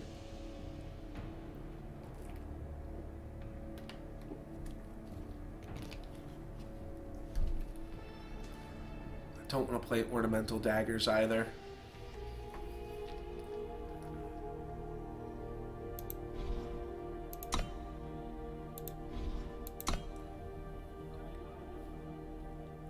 Alright, I'll just take a Twinning Ritual. I'm not going to play it, but I'll take it. Discard the top 5 cards of your deck. It's cute, but it's not going to do anything for us. I guess I'll take a Blood Beetle. This card is really good if you have it turn 1. If you don't have it turn 1, it's not great. Looks like we're not going to be getting any Icebreakers at this point. A 3-mana 4/4 potentially. Well, it might not be a 4/4 if I don't take this Seek Power. I'm just going to take the Seek Power because I think I'm going to be playing Civic Peacekeepers in this deck. 2/2 Lifesteal or a Camel. I'll just take a main colored card. Strangers have +1/+1. A Direfang Spider. I'll take the Spider. And then another Feln Banner. Okay. And an Acolyte. And sure, I'll take that. Alright. So, we definitely missed here. We didn't get the Icebreakers to make our Eye of Winters work. And to be honest, I'm not sure if the Icebreakers are even playable at that point. Or, I'm sorry, the Eye of Winters are even playable. It's 5 mana to make a use out of it. I think I am going to splash for these Civic Peacekeepers, though. Let's go ahead and cut the easy cuts right now. Soaring Stranger can probably get cut.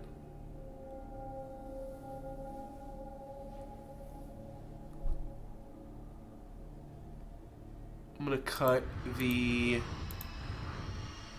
ritual stuff, I think. I could see splashing for the hatchlings, though. Those seem fine. And that card's impressed me a decent amount. So right now, I've got 31 cards in the deck. I want to cut down to where curve doesn't go super high. You know what? Let's not mess with it too much. The Seek powers are also... Yeah, let's just cut this. So this is currently 16 lands, if you count the Seek powers as lands as well.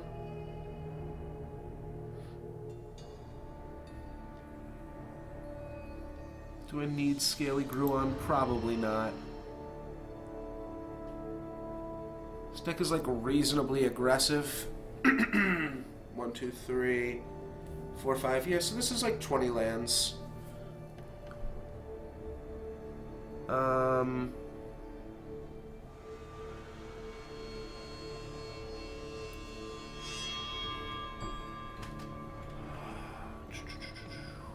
wonder... I don't hate Civic Peacekeeper. I might actually just want to play it, as weird as that seems.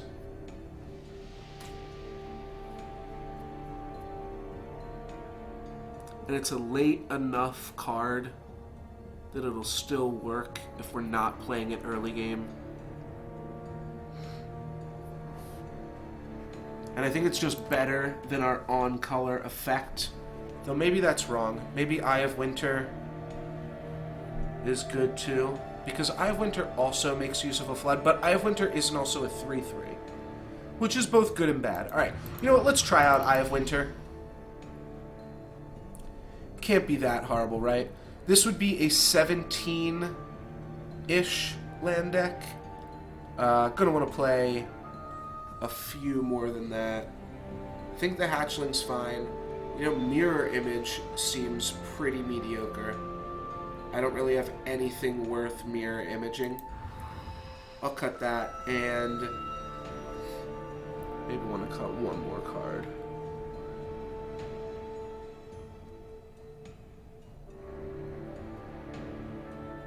I don't know how good the 3/3 that has to attack is. Oh, I do also have a Pilfer. Alright, so maybe this is fine. This is 3 of these. 3 of these plus 14. Okay, yeah, this will work.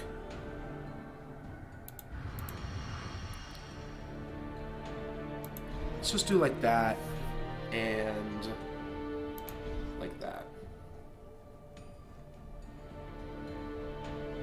Right? I don't actually know which I have more of, black or blue cards, but I've got one black card I want to play turn 1. I think I have double requirements for anything, though, actually. Alright, let's give this a shot.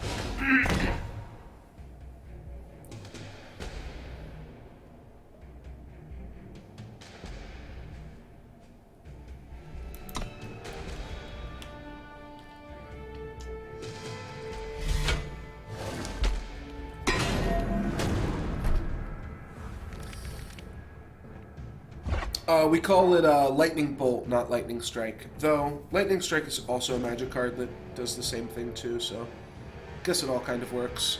No black mana here, but we've got Eye of Winter to buy us some time, and Lightning Strike to buy us some time as well. If we draw a hatchling, that would also be pretty good. Let's go. Let's go, baby. Alright, there is a 2/2 for us to poop on.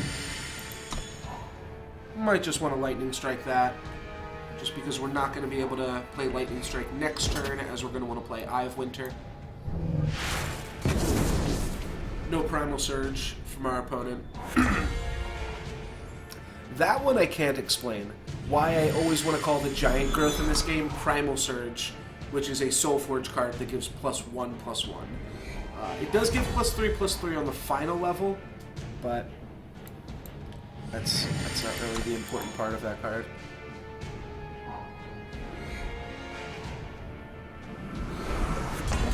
Alright, there we go. We're in business now. Let's exhaust this and bring out the clowns.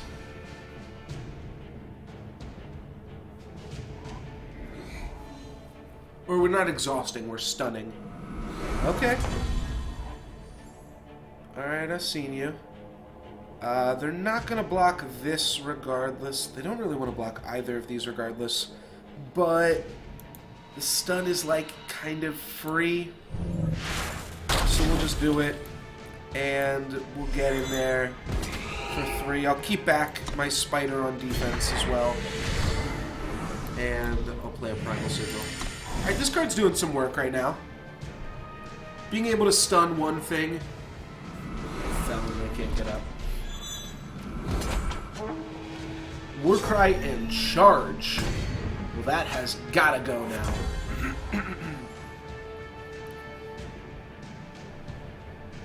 And maybe it can just get...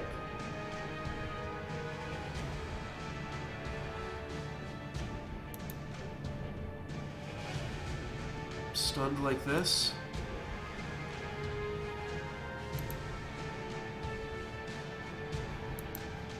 Yeah, I actually get to play a little bit of a reasonable tempo game here. I'm going to Ice Sprite this. And I'm going to go on the aggressive here. Obviously, if my opponent kills this Ice Sprite, that will let them get back in with the double damages here. But short of that, we're kind of crushing them. Alright, they're going to kill our 5/5. But if that's their only play, and then crash for 3, yeah, I think this is okay.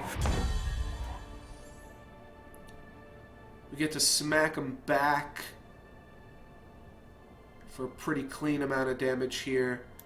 Yeah, let's just continue to exhaust this and swing out.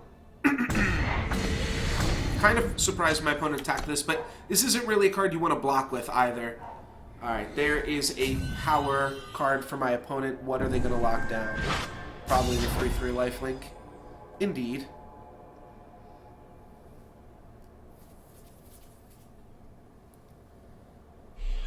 And they're going to make this a 7/7. Alright, well, this card's getting exhausted now. Simple as that. Oh, wow, that's a combo. Sure.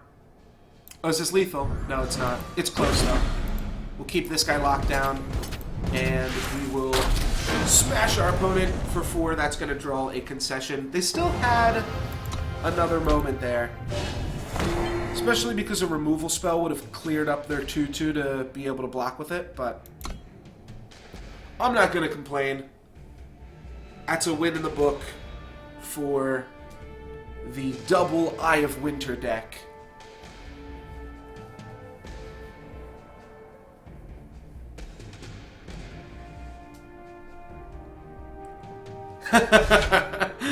Yeah. I was like, well, it's exhausted now. Or, I forget exactly what I said, to be honest, but yeah, that was pretty sweet.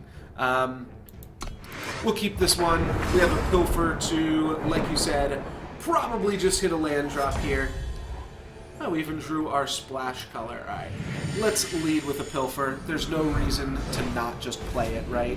It's not like it gets any better by hanging on to it. Next turn, we'll have a Snow Slinger.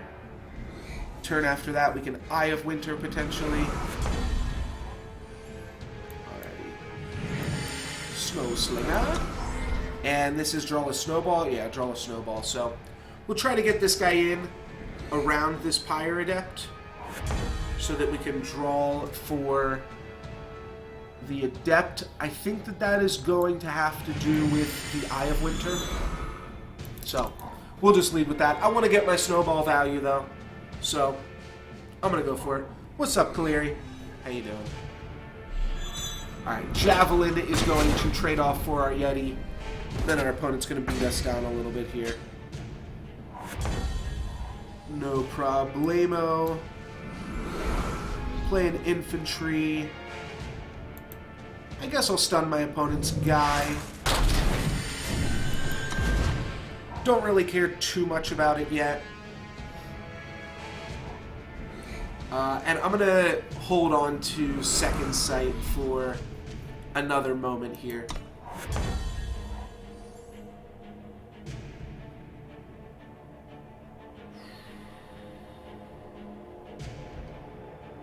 Don't really love the idea of my opponent blocking this, but it is still a chump block, so I'll let them do it if they want to. Alright, they decide not to. It's probably good. I'm going to nail this guy down again. And I'm just going to pass here. Again, we don't have to use the Second Sight.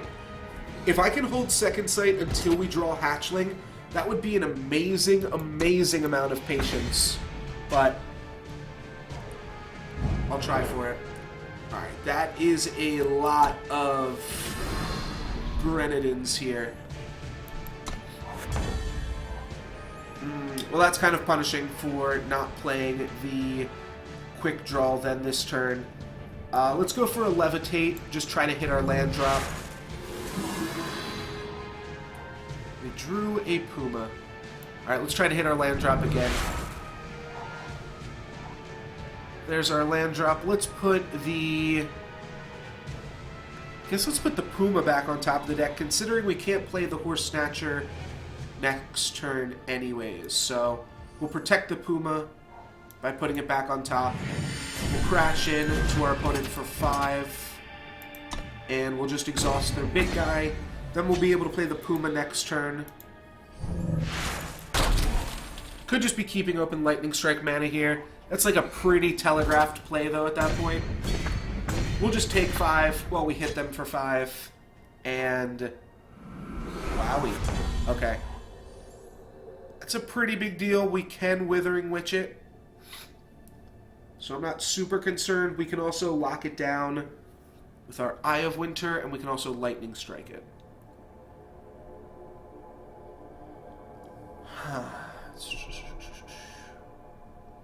District Infantry will probably keep this at bay. I guess if I just Withering Witch, that also just kind of stops my opponent from attacking completely.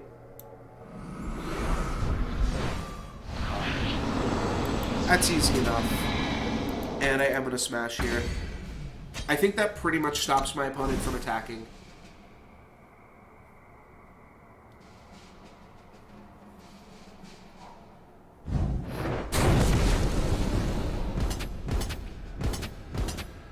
Alright, it's going to make them stop attacking with this one. I'll trade off my 1-1 for their 3-1.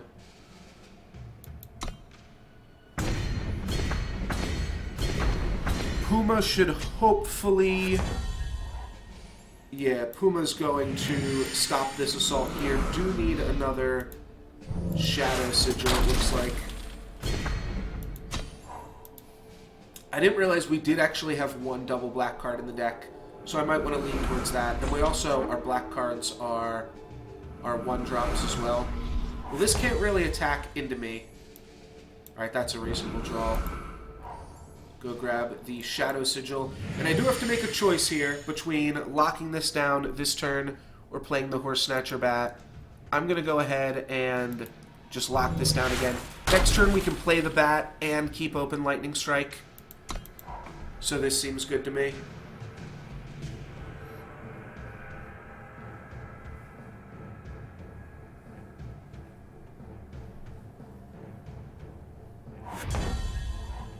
Alrighty, that puts my opponent in an awkward position too. The Beast Caller's Amulet.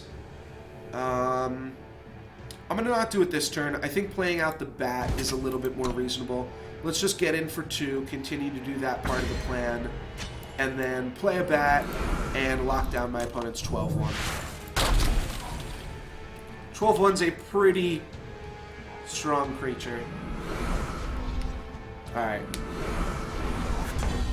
So here's the turn where we get to go for it a little bit. And looks like we've got enough mana to do everything we want to also, which is pretty insane.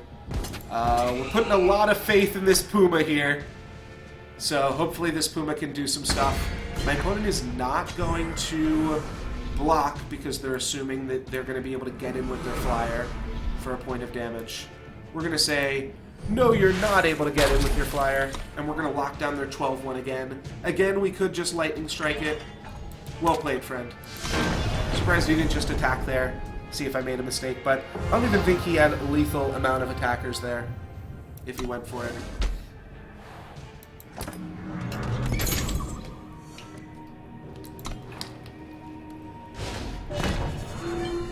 You know what? I didn't open up my packs from the last draft, but we'll open up all the packs at the end of this one here.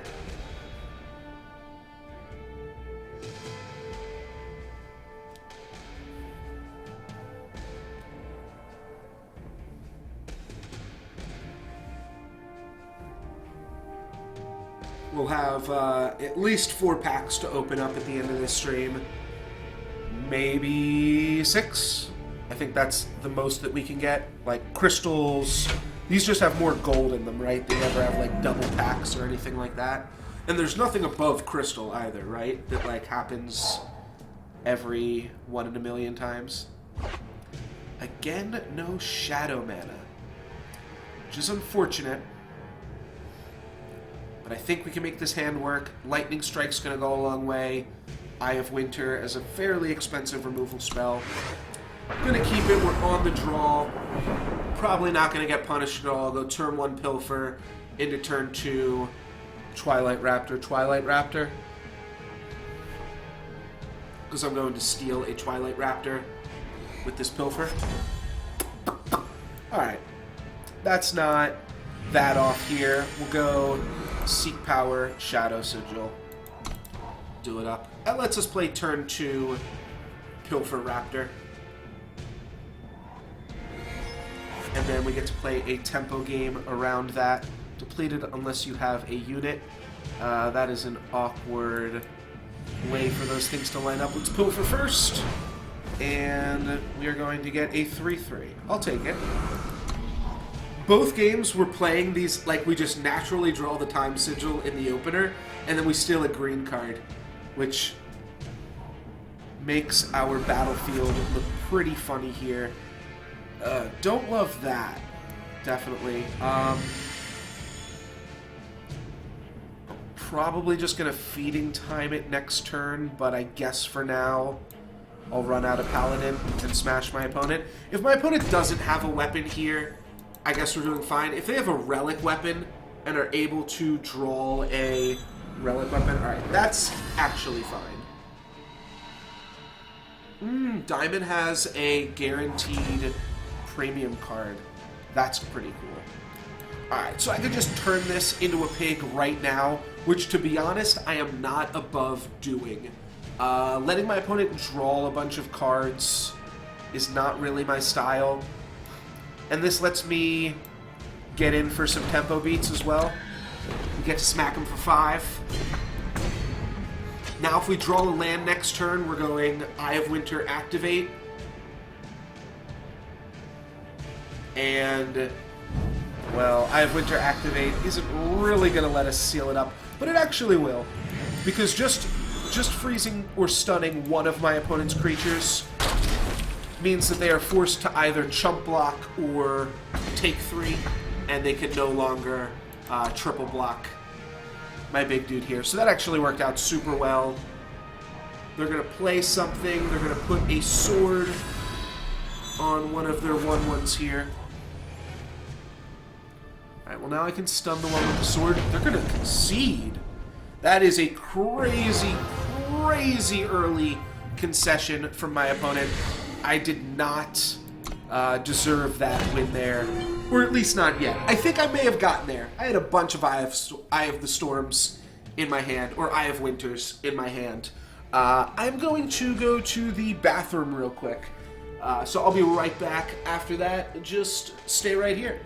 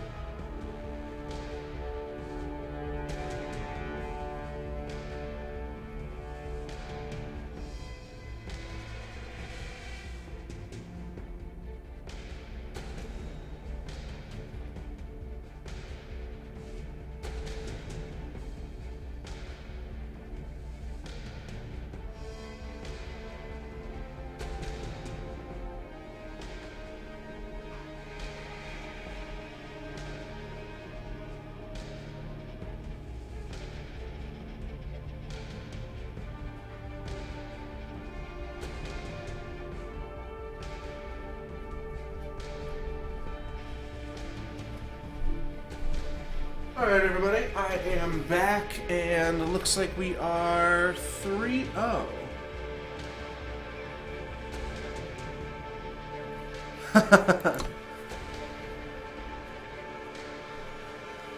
I gotcha. If you want to see the pack opening, you've got to stick around for, I don't know, another 45 minutes here while we finish off these draft games. Another, what'll it be? 3 to 6 games here. Bare minimum 3 games if I lose them all. Maximum 6 more games if I wind up going 3-3 or 4-2 in the remaining games. So I've got a Seek Power. This is good enough. I'll keep it. We're going to go turn 1 Felm Banner, which will be a little bit awkward, but I want to make sure we can play this Snow Slinger on turn 2. That means we might not be able to get the Infiltrate off on turn 3. But I think this is the best way to go for it. We could have also went because of the Seek power. I don't know. There were a few different ways to go for it here. This is really good against my opponent's District Infantry here. Yeah, if my opponents all just concede. Oh, another green mana. I think this is really good for us here. They're going to play nothing and pass the turn. We're going to get a 5/5 and then have a snowball for this. Nah, but that still can't block. Alright. We didn't quite get there with the Seek power. Maybe they've got a Giant Growth to trade off. Let's just smash first. They pretty much have to take it and let me snowball one of their guys here, which is pretty fantastic. I'll grab one of our Time Sigils here. And honestly, I think I'm just going to play a 2/2. I'm not super worried about my opponent's 1/1s that I'm going to be able to kill anytime I want to. These 1/1s, they're already dead. I mean, they're 3/3s, and they're attacking me, and they're putting me down to 16. Okay, Combry Healer. That's going to save one of them. Or it's going to go on the healer. It is going to go on the healer, actually. Okay, so I'm going to say no blocks. Yeah, that makes a lot more sense for my opponent to put that on the healer. Alright, so Withering Witch could take out the healer. Don't really see too much of a point in that. Just play Zenin Destroyer. I think I want to go for mana efficiency, and that's kind of what I've been operating at. This whole game is just trying to make the most mana efficient plays. So let's just play the Destroyer past the turn. If my opponent plays a 4-mana monster here to kind of challenge our Destroyer, that might be awkward. But I might just snap off this Destroyer blocking with one of my opponent's 3/3s here. As the board stalls out, these 3/3s are going to get worse, but they could also get better. My opponent could play more ramp spells or something like that. I think I'm fine just trading it into because I don't know what they're going to play post-combat, and the fact that my opponent is a Time Justice deck means eventually they will outscale this. They're going to use a Detain as a removal spell. That's fine. You know what? I also meant to double block one of them, but now I'm glad that I did not. Alrighty, let's play Eye of Winter. Next turn, we will probably activate Eye of Winter and play a Snowball, though maybe we'll just play Beastcaller's Amulet too. Alright, there's some beatdown happening. I should probably fire off a Snowball sooner rather than later. Alright, a swing out for my opponent. That's pretty interesting, right? Because now if I play into a double block, I get pretty punished. My opponent also has access to 5 mana here now. I'm going to double block, trade off my Lifelinker for a 3/3. Alright, my opponent doesn't have another combat trick. I can still make a 5/5. Though if my opponent plays a 5-mana creature, obviously we won't be doing that. Alright, let's just make a 5/5. Alright, could have backfired. Wound up working out. And we get pretty rewarded for that. Now we've got a 5/5. Looks like my opponent is just stuck on a bunch of sigils. Nope, here is one of the removal spells that they were hanging on to. They crashed for 5, put us down to 5. You know what? Enough's enough. Time to stabilize. Though we could trade this off with this, but Snowball's probably the best value that you can get off of that one there. I'll play a Spider. Oh yeah, we get to freeze this. What am I thinking here? I don't have to use all my mana. We've got a way to stun my opponent's creature there. Yeah, I was kind of expecting a Desert Marshal, but even a Desert Marshal isn't that great. Alright, they're going to stun our Spider, probably. That's fine. It's feeding time anyways. I am just gonna feed that over the pigs. Sure. I'm dead to Primal Strength. I'm not gonna jump block here anyways. Give my opponent a 1 outer here. Do they have it? No, they don't. I go down to 3. And now we are in a good spot again. Let's swing out and then just play 2 blockers. The Stranger can bounce on this 2/3, and then obviously the Dire Fang Spider keeps it from attacking as well. Now they need to give it flying and +1/+1. So, I mean, that is a card. They could go Primal Sigil and then give it flying and +1/+1 here. Oh wait, that doesn't even work. I've got a flying blocker. So, we're good. Silence and stun a unit. That's going to take out my 3/3. Then they're going to trade the Combri dude for my Spider. They're going to trade a Detain for the Spider, actually, instead. And that's going to leave my opponent with 1 card in hand. I have a Spider. Oh, right. I can't play the Bat. I don't want to play the Witch. Let's lock this up and smash for 3.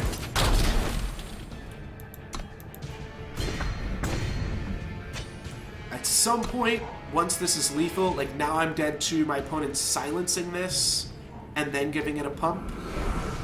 Alright, another Combri. That's fine. I'll probably play the Withering Witch here now. Oh, Puma's insane, though. Yeah, I can just smash for 1 and play a Puma. Let's do that. And we'll play the Puma, and then we'll play the Withering Witch. And maybe that'll let us get a little bit more value out of this Witch, and that should be able to seal up the game. My opponent will be like keeping both of these back to double block, and then I just Witch, and now they don't have any good attacks at all. I don't even want to trade my Spider in here, but I'll go for it. They could silence this. We are dead to Desert Marshal here, so that was probably a little bit of a bold attack. They can go Desert Marshal, silence the lifelink, take all the damage, and then attack me for 3/2/1 creatures. Alright, they just trade off with our 2 smaller creatures. We're now super ahead of this game. We've got lethal, we can stun whatever their blocker is, and that'll do it up. I should have played around Desert Marshal. I didn't have to attack with the Spider. It didn't change our clock at all, or change the board state at all. So, that was silly, but no matter. That makes us 4-1 here. So now we've got another 3 to 5 more games. You know what? I think it's just going to be 3 more games. I think we are just going to rattle these ones off. Eye of Winter is, it's been pretty good for us. Well, this hand's horrible. It's sweet. It's got a lot of 1-drops and 2-drops and 3-drops, but no sigils. Alright, there's our sigils.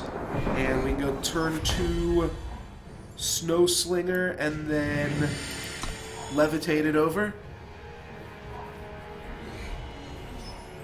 Okay. When this game's about to end, somebody please remind me. Oh, that's interesting. Maybe I'll hold back here.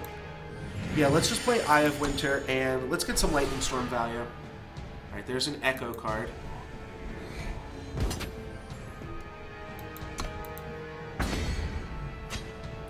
I mean, this Yeti would be good against this Spider.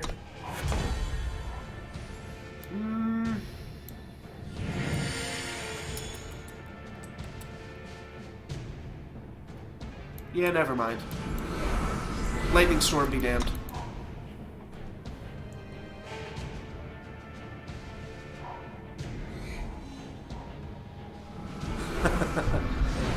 Yeah, lots of different ways to say Puma. Puma.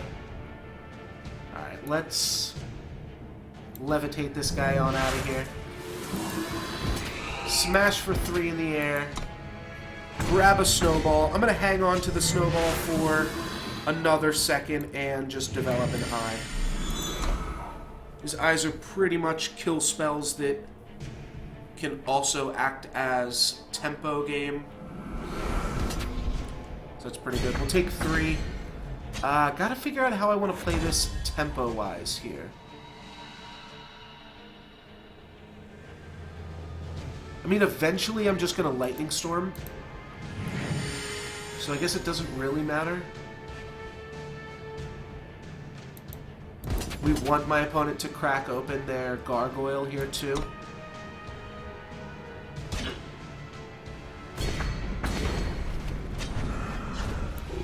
And if we just use up all of our mana, then it won't seem like we are, like, unintentionally not playing Snowball here. My opponent does still have an Echo card. I'm kind of concerned that it's a Hatchling.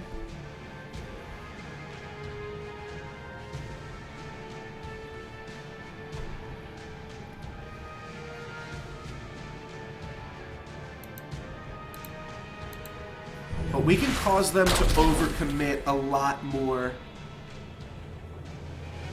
Yeah, I can stun. I now have double hero power.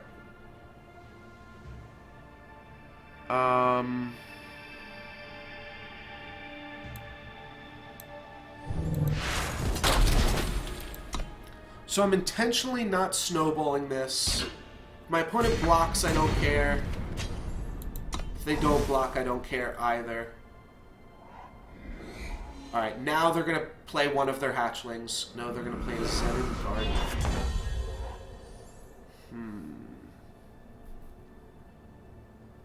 It's 8 mana to activate that, eh? Alright, let's stun. I can just stun both of my opponent's creatures here. It's going to let them infiltrate. That's kind of shady. But at the same time, I don't have to feeding time this.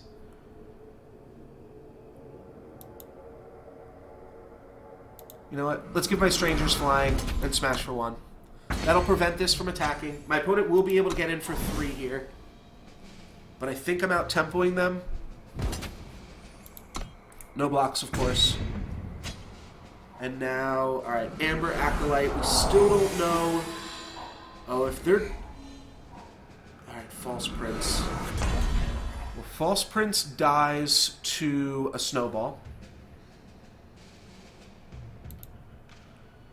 So that's pretty insane. I'm going to stun this flyer. And I'm going to make a 5/5. While getting in the air for 5. I think I've played reasonably defensively while also playing aggressively enough here. And I assume my opponent's going to play an Echo 4/5. What? What the hell is this? Whenever a unit blocks or is blocked, transform that unit into a pig.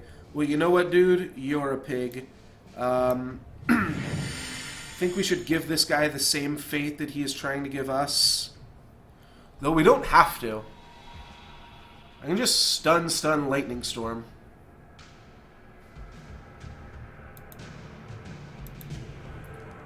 Alright, I don't know what my opponent's Echo cards are.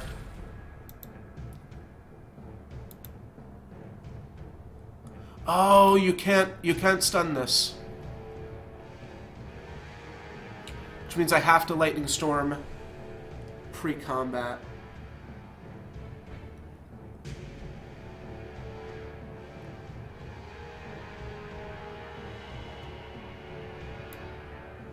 And then I can't attack with this anyways. So, it's attack for 5. It's going to put our opponent down to 9.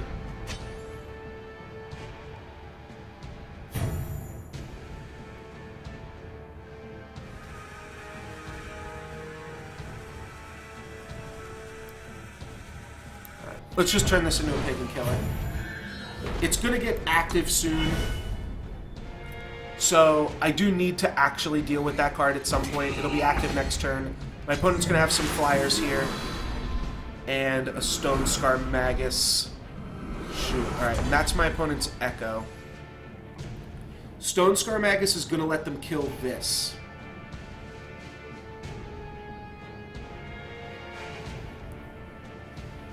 I think let's go pre-combat. Stun my opponent's shit. We'll smack them up. They'll kill off the flyer. But that's what we gotta do. We gotta hit my opponent for 5 here. It's gonna make this guy lethal.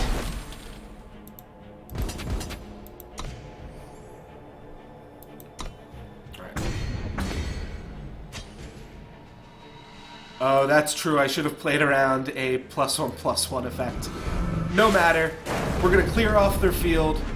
They're gonna get to kill my lethal flyer. They're gonna get to play something, and then we will stun their 2 blockers next turn. We will take 6 if they choose to attack here, which I can't imagine that they will.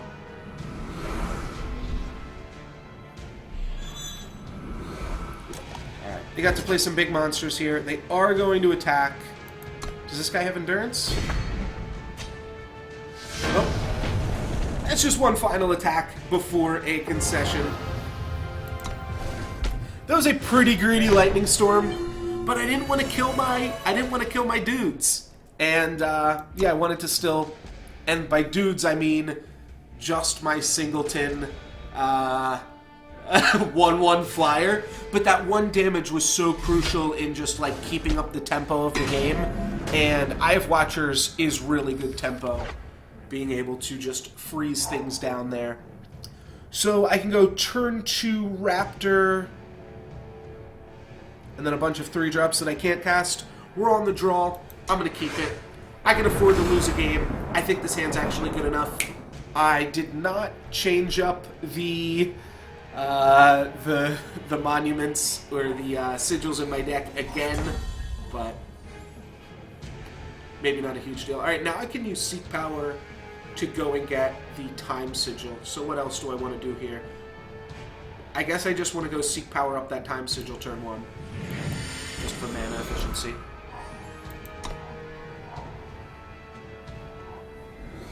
It's going to be a turn 2 Raptor, but that is as early as the Raptor can come out there. And a 2/2 flyer for 2 mana. Still pretty good. Desert Marshal already? Alright. Kind of want to put my opponent on Desert Marshal here. We'll see. Alright, that is going to get eaten. Very quickly, we'll show my opponent the... Maybe I didn't have to do that. I probably could have played the Zen Destroyer first. Oh well, no matter. I just wanted to get it out of there. I just saw a 1/1 and wanted to snap off an Acolyte. They could have played like a weapon or something to buff it, so that's fine. I will smash here with this guy. That'll clear the way for the Destroyer next turn. My opponent will gladly take that trade. I'll go Shadow Sigil into Destroyer. And I can eye whatever they play here. I can also trade with that. Huh.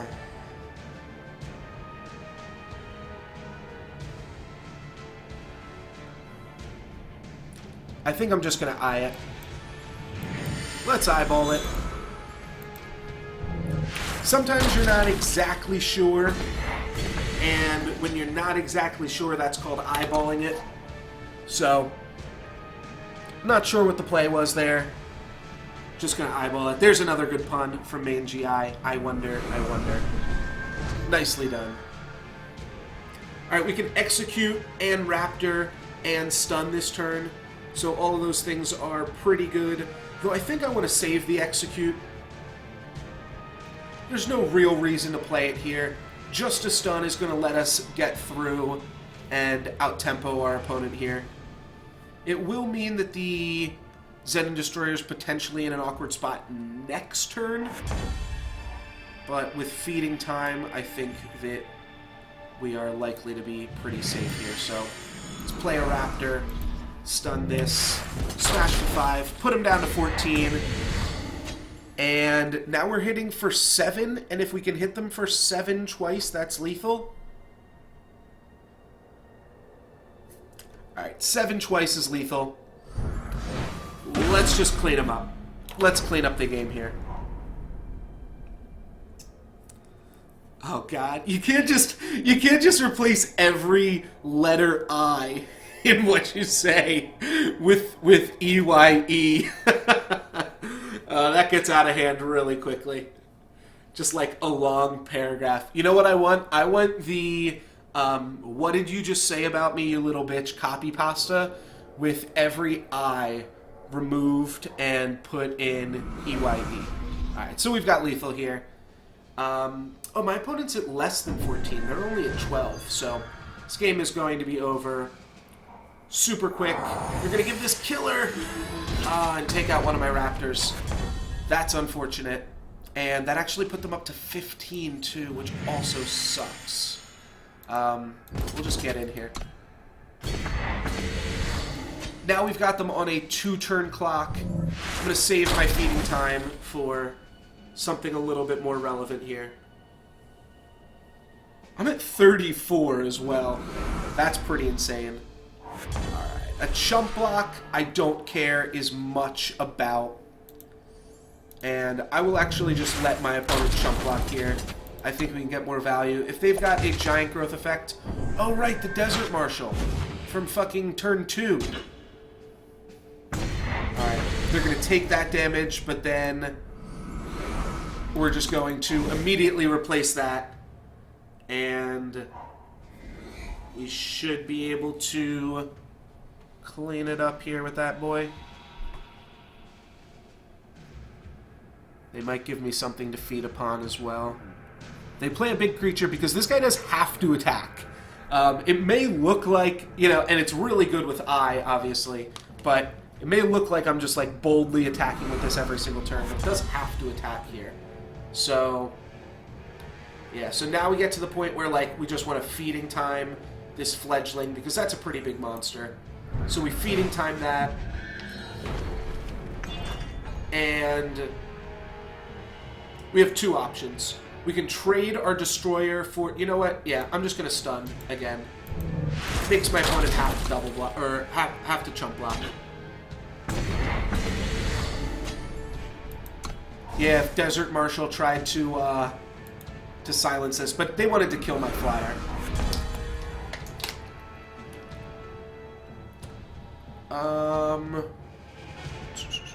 Does this have endurance? No, it's just a vanilla creature. Oh, I have lethal.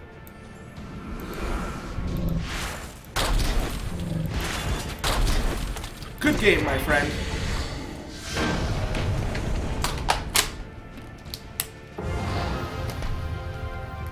Alrighty. So it turns out I is a little bit better than I thought. And I'm talking about myself. No, let's do it. Saying, turns out I'm a little bit better than I thought, eh? Alright.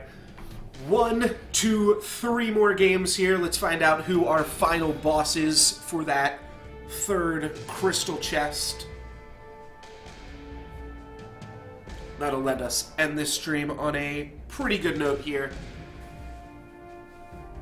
I do want to try to break the top 100 or whatever it is, top 20 Eternal Drafters this month. I'm not sure how much real money you have to spend to get enough to make that a reality.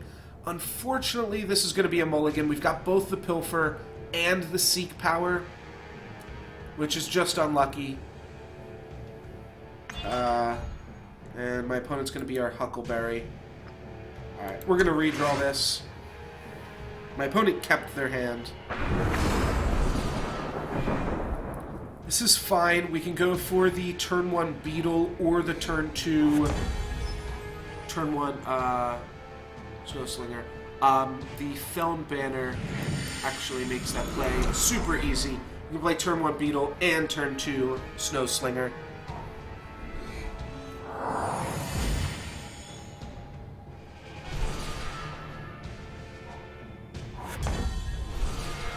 Yeah, I mean, I did have 2 Seek powers there. That was what I was getting at. All right, my opponent fires off a Twinning Ritual.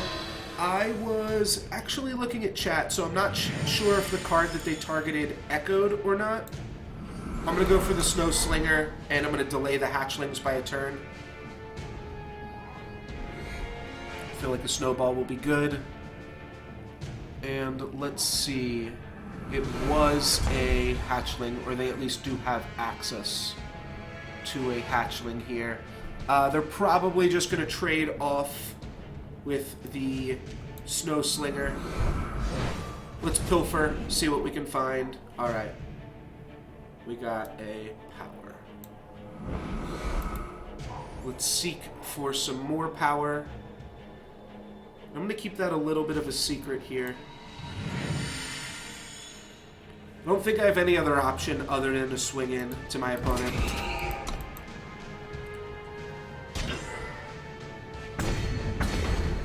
Alright. They don't let us get the snowball, which is unfortunate. They're going to be able to play more hatchlings, but our hatchlings will trade with their buffed up hatchlings too. So it's not a huge deal.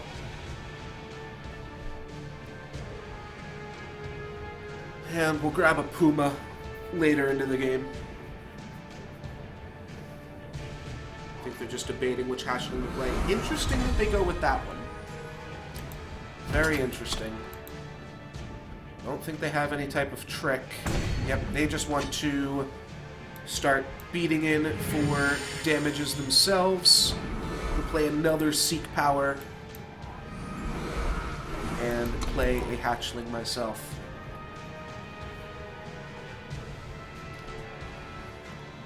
What is this faction here called? The is this called Combray? I don't think it is. I think it's called well, whatever. Time Primal. Looks like my opponent's got a pretty solid Time Primal deck that they are working with here. And I thought Aerial Ace was a shit card, but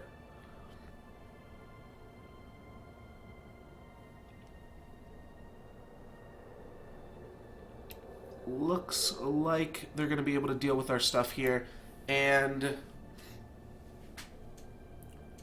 our Puma's just going to trade, our Puma is just going to trade with their hatchling. I think we got a long game going for us. I will be able to clear this Aegis when I draw one of my eyes. We're just in for a long game here. And you know what? That might be okay. A long game might be okay. Because we're in for a long game, I think I'm actually going to hang on to this hatchling for as long as I feel comfortable. Lightning Storm might be how we get out of this game too. Yeah, let's not trade in the banner just yet. Don't need to make any plays, so I'm not going to. We've got Lightning Storm in the deck. We've got Eye of Storm, Eye of Winter. I don't know why that card is so hard for me to remember what the name of it is. Eye of Winter. Indeed. Alright, Static Bolt is going to kill off the Beetle. Still doesn't give my opponent any great attacks. Oh, they can attack with that guy. Right. Alright, no blocks. I guess I do need to play another flyer then in order to deal with that. Here's some more hatchlings from my opponent. The Gorgon Fanatic, eh? I can execute it now, but that does not really get me anywhere.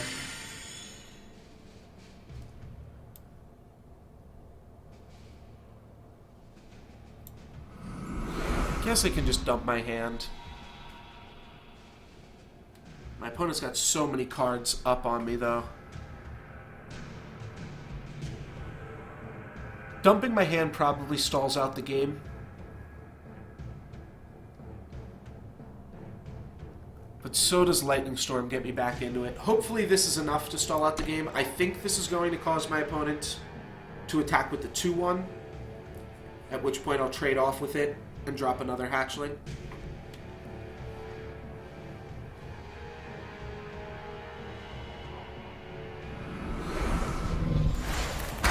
They're just going to stun that and then smash, so we're going to trade off here.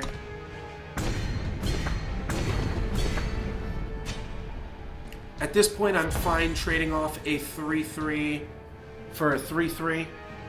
Just want to make sure I get this lifelink in. And being able to trade, or being able to trade off a 3-3 is a reasonable thing. Yeah, I don't want to execute this thing with Aegis until I draw another way to execute it or kill it, just because this 3 toughness is actually a little bit annoying, but I kind of just have to play defense here anyways, and I'm at 19 life. So this is kind of fine. I can execute this or this now.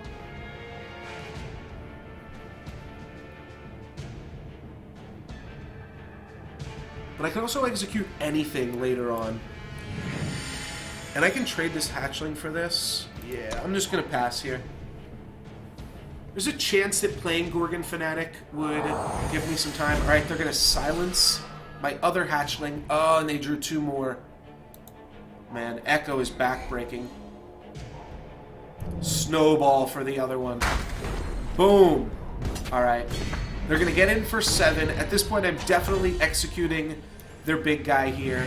I'm going to play Gorgon Fanatic, which is going to keep their other hatchling back now on defense.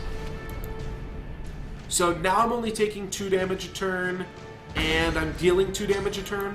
So the board's kind of stalled out. However, my opponent has 5 cards in hand. One of them could be a Power Sigil. No, they're attacking. Alright, that means they've got a 5-4 to play, right? They've got a huge dragon. Can't attack into this. I can't block it. I can bluff a combat trick. My opponent is going to call my bluff because they don't want me to draw 3 cards. Makes sense. I'm going to reveal that I had another sigil, and I'm going to say good game, my friend. And if I can also squeeze in a... I appreciate that. That will mean that we are not undefeated with this draft. And Kenny Darko is going to put us down to -2 here. Well played, Kenny. Well played.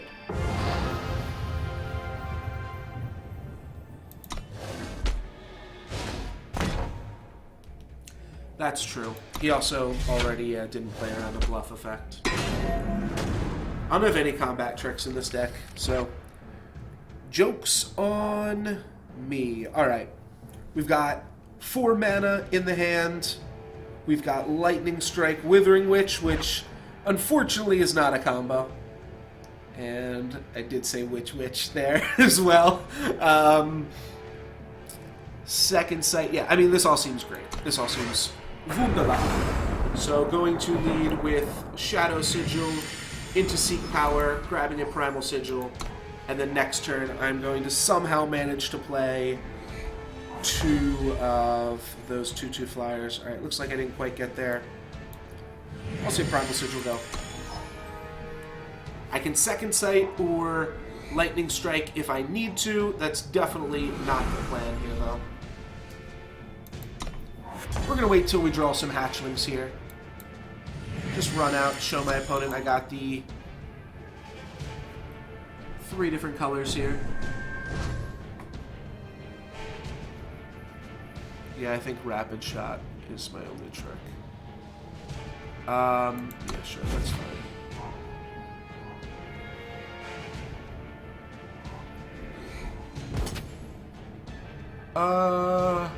I mean, Witch just deals with this so well.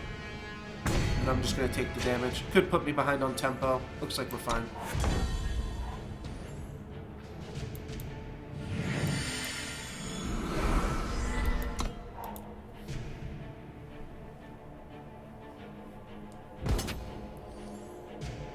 See no blocks again.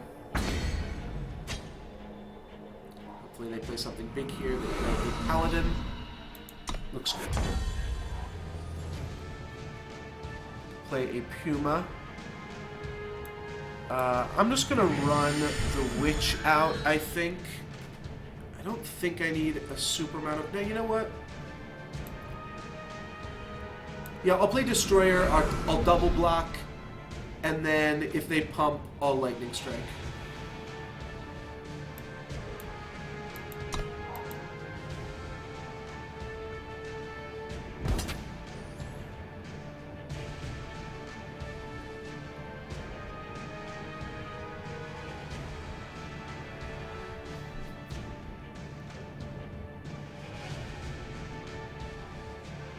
No bucks.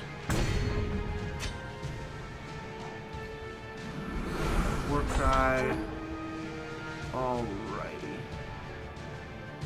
Yeah, this worked out well enough. Alright. Let's play Withering Witch.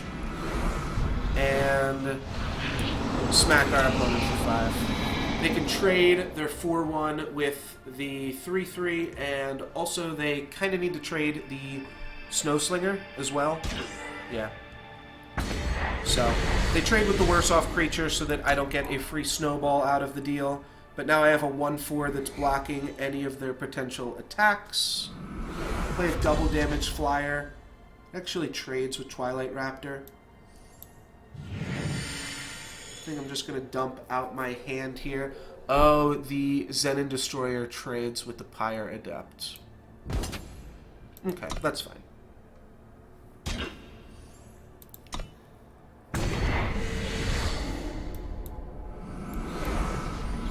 Still feel pretty reasonable about our spot here. If they pump this up, it could be a little bit unfortunate, but still have Lightning Strike for it on the turnaround.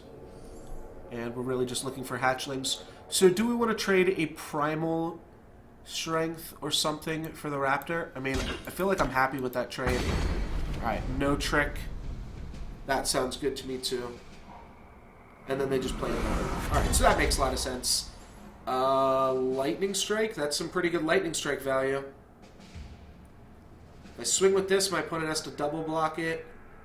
If I swing with this, it just gets bounced. Alright, let's swing. I'll give my opponent the ability to double block as well. I'm going to go for a little bit more Lightning Storm damage. Maybe that's wrong. Because if they put a... Well, if they put a weapon on it, I've got Lightning Strike. And if they don't put a weapon and just commit more to the board, I've got Lightning Storm. If they play a 5-drop, well, then I'll Lightning Strike the 5-drop. Alright, they're going to put a Heavy Axe on this. Which now means I need to Lightning Strike it. I mean, I don't need to, but... might as well. And we'll start my turn. And we will grab a Sigil from their deck over there. Cool. Fire Sigil.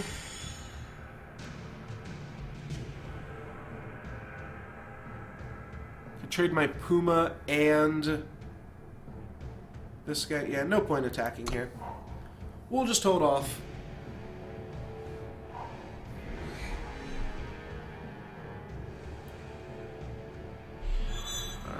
Heavy Axe. I'm going to attack with this guy, too. This attack's a little bit strange. Just going to double block here and take 4. My opponent just wanted to get a Warcry off. And they figured they might have been able to do some reasonable stuff there. I think by attacking with the other guy, they just kind of let me gain back the life that they were making me lose. Alright, Polymorph. Not exactly sure how this works with the Heavy Axe, but I think it works good enough. Alright, so it does still have a Heavy Axe on it. We can still block it with the Witch. That's fine. I'm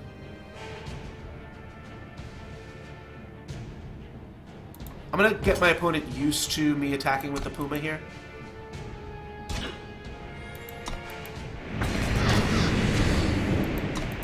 Because next turn, when they make that same block, I can Lightning Storm and hopefully clear their field.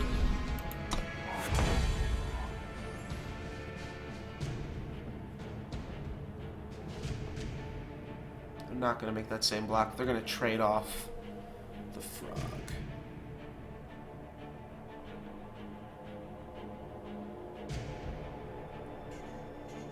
How could they double block? They could double block this.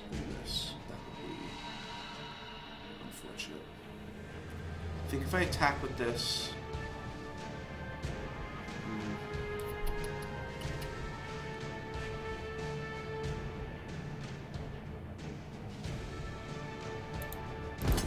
Whatever. Let's see what happens. Alright. They trade off those things. That's fine. We don't really get any value there. And our Lightning Storm's probably dead to us now. But clear off something worth. Flying, Lifesteal, Aegis. Alright, well we can clear that Aegis with the Lightning Storm or with Eye of Winter. Just clear it with Eye of Winter for now. Actually, wait. What happens if I attack with this? Oh, if I attack with this, they block with the Copper Recruits.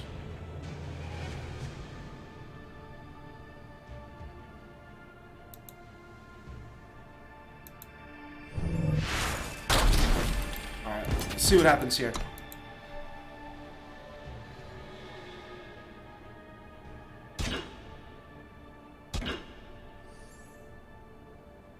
Alright, now I'm pretty sure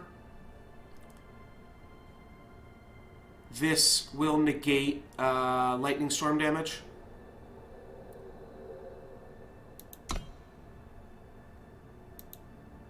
So I guess we gain my opponent life there. This is a pretty terrible play. Traded 2 for 1. I cleared their thing, though. I think this is going to buy us a lot of time. Well, that's also fantastic. Yeah, let's just play this. It stops this from attacking, and doesn't quite stop this guy from attacking, but I'll just lock it down next turn. And they had the torch. Kind of figured they might have the torch there. They're sitting on quite a few cards. They should pump up this guy. Yep, they will. It's good play for my opponent. I'm going to hang on to Second Sight for a little while longer. Maybe should have even held on to that Sigil. And I'm just going to stun their highest attack creature.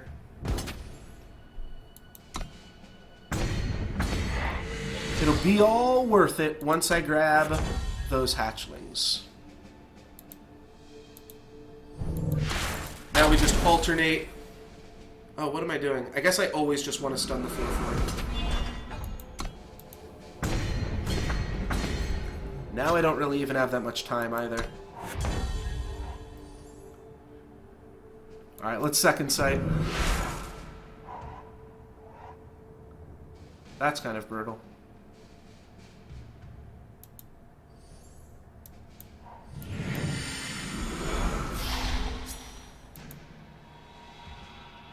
Alright, I guess I'll stun this guy and try to block their 4/5. Other than that, I don't see myself winning this game. Alright, they let me do it. That's pretty good. Still have 2 more turns now, but I know I'm going to draw a bad card next turn in Primal Sigil. Yeah, we're going to stun this and we're going to lose, actually, now that they played this 1/1. Alright, alright. My opponent is able to, yeah, let me just, they obliterate me for Rubbins. Alright, so we got one last game here. One last game, moment of truth. Is this a 6 wins deck or a 7 wins deck? Time to find out.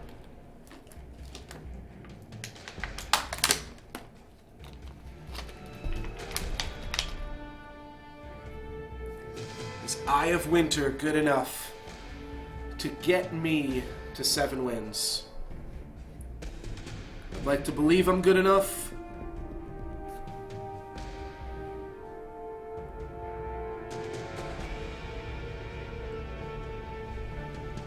Are you asking if I pluralized the word 7? It's very possible that is that even right? Pluralized? I have no idea. I think so. Pluralized? Now you got me thinking about that. Yeah, the Eye of Winter stacking is pretty amazing. And you know what? I fucked up that game. I should have stunned the ground guy twice, but I got confused. I'm gonna keep this a little slow. We have 2 spot removal spells. Play the Felon Banner to lead off here. That way we can kill my opponent's Oni Ronin. Alright. No luck. Time Sigil.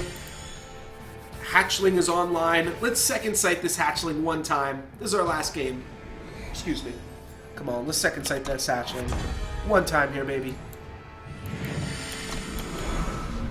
Alright, Cutthroat Tempo. My opponent is playing a Rakano deck.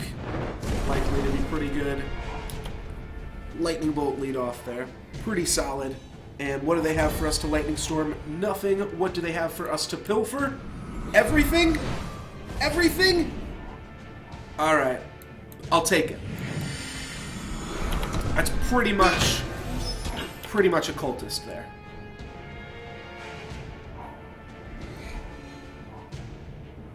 Double damage flyer, that's fine. Can trade into it, no problemo. We can lightning strike it at any time. We can lightning storm it later on. Yeah, that was much better than a Seek Power Force there.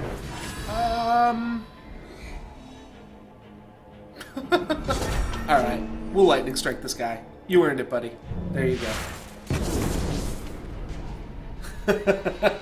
Just all the lightning strike fodder.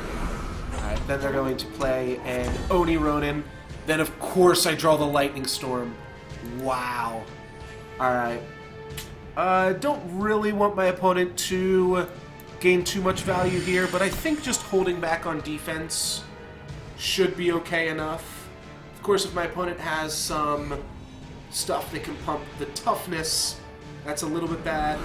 No, they're just going to play that guy. You know what? I'll take 2 and then swing into my opponent and Lightning Storm.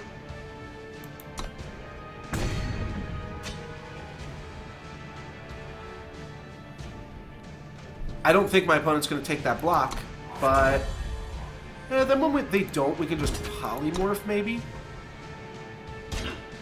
Alright, I'll take that all day.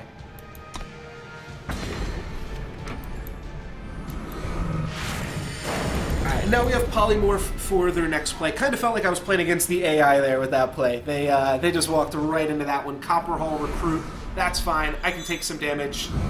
That's a little worse. A 6/7.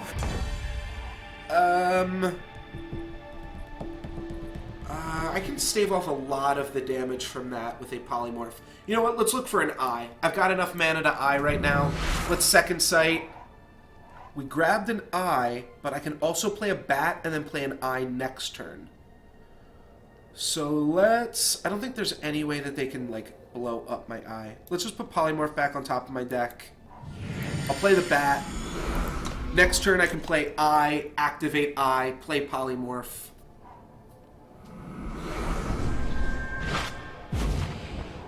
We're doing good here. It's a little bit awkward, but we're mostly okay here.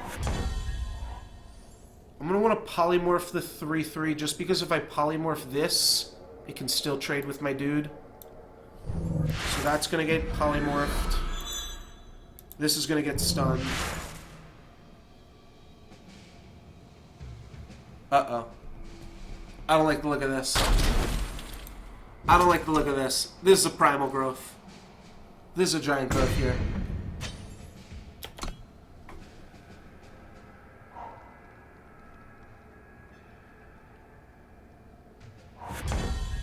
I don't know. This doesn't look like 6/3 right now. My opponent's got 2 cards in hand. I think they're both power here. Nope, he is going to go for the Finest Hour this turn. That's fine. We trade a Finest Hour and a Silence for our bat. But you know what? We're even. We've got an eye. Kill an enemy attachment? No way they have the Ruin. Damn. Alright. Now I feel a little bit far behind, but nothing that a Raptor can't fix. I need to feed this to pigs, or I guess feed it to something else. Turn it into a pig. so that a big scarier monster can eat it. It's much worse to start off 6-0 and then wind up 6-3 than it is to start off 0-2 and wind up 6-3. Then you feel like you got something that you shouldn't have, right? All right, let's just take some of these powers out of our deck. Some of the powers that be. Still definitely have some live draws. My opponent needs to attack us like 2.5 more times here. A weapon of your choice from your deck. That's going to be the game. If my opponent has any relic weapons in their deck, they win. If it's just a bunch more ornate katanas, then they probably win that one too. Alright, we really need to feed right now. I've got a hunger, and I need to feed. Ice Sprite? Oh wait, can I take that back? Shoot. I should have swung for 2 first. Because if I swung for 2, they may have lightning bolted it or something. Alright, they're just drawing cards here, trying to get a kill spell. Javelin is going to end the game. I could have kept back a chump blocker, but then how can I ever win? I think it was better to just go on the offensive. I have them on a 5-turn clock, which means hopefully I can finish that up there. But I'm surprised they didn't just tutor up the Javelin. I feel like they couldn't have lost. They just tutor up the Javelin there, but not a huge deal. We still end up 6-3.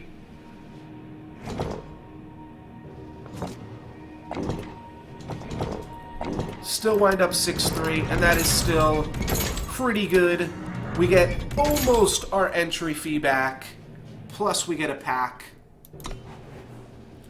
So can't be too upset with that. Plus we're like completing quests. I got an additional gold quest just from completing that today. So 7 total packs for today. Not too shabby. Let's see what we get here. Still new, so do have to read some of these cards. Ooh, exhaust him to draw a card. Cool. Oh, and I guess we got some animated cards in that as well, right? Hall of Lost Kings, and that's actually my 4th diplomatic seal as well. Plague, I don't think I had any of those. And an Overwhelm Aegis dude.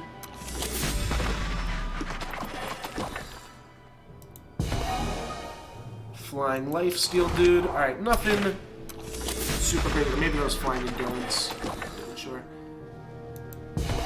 Nothing super crazy just yet. Let's see 2 more packs. What can we get? We did also get a Roland in the first draft. So that's not bad. Disciple's pretty good there too. And our last pack is...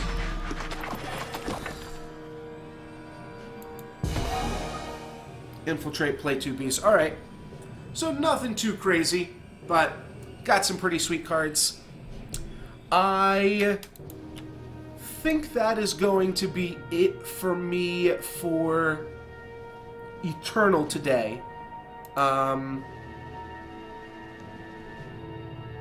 As I mentioned in the feed below, which you can follow my Twitter to get that feed right to your phone, just to know a little bit more about what I am doing here as well. Wednesday, I'm going to try out Gwent, the Witcher card game. That game is currently in like a somewhat open beta. So I'm going to check that out. I've got no idea what that's about, but that should be fun.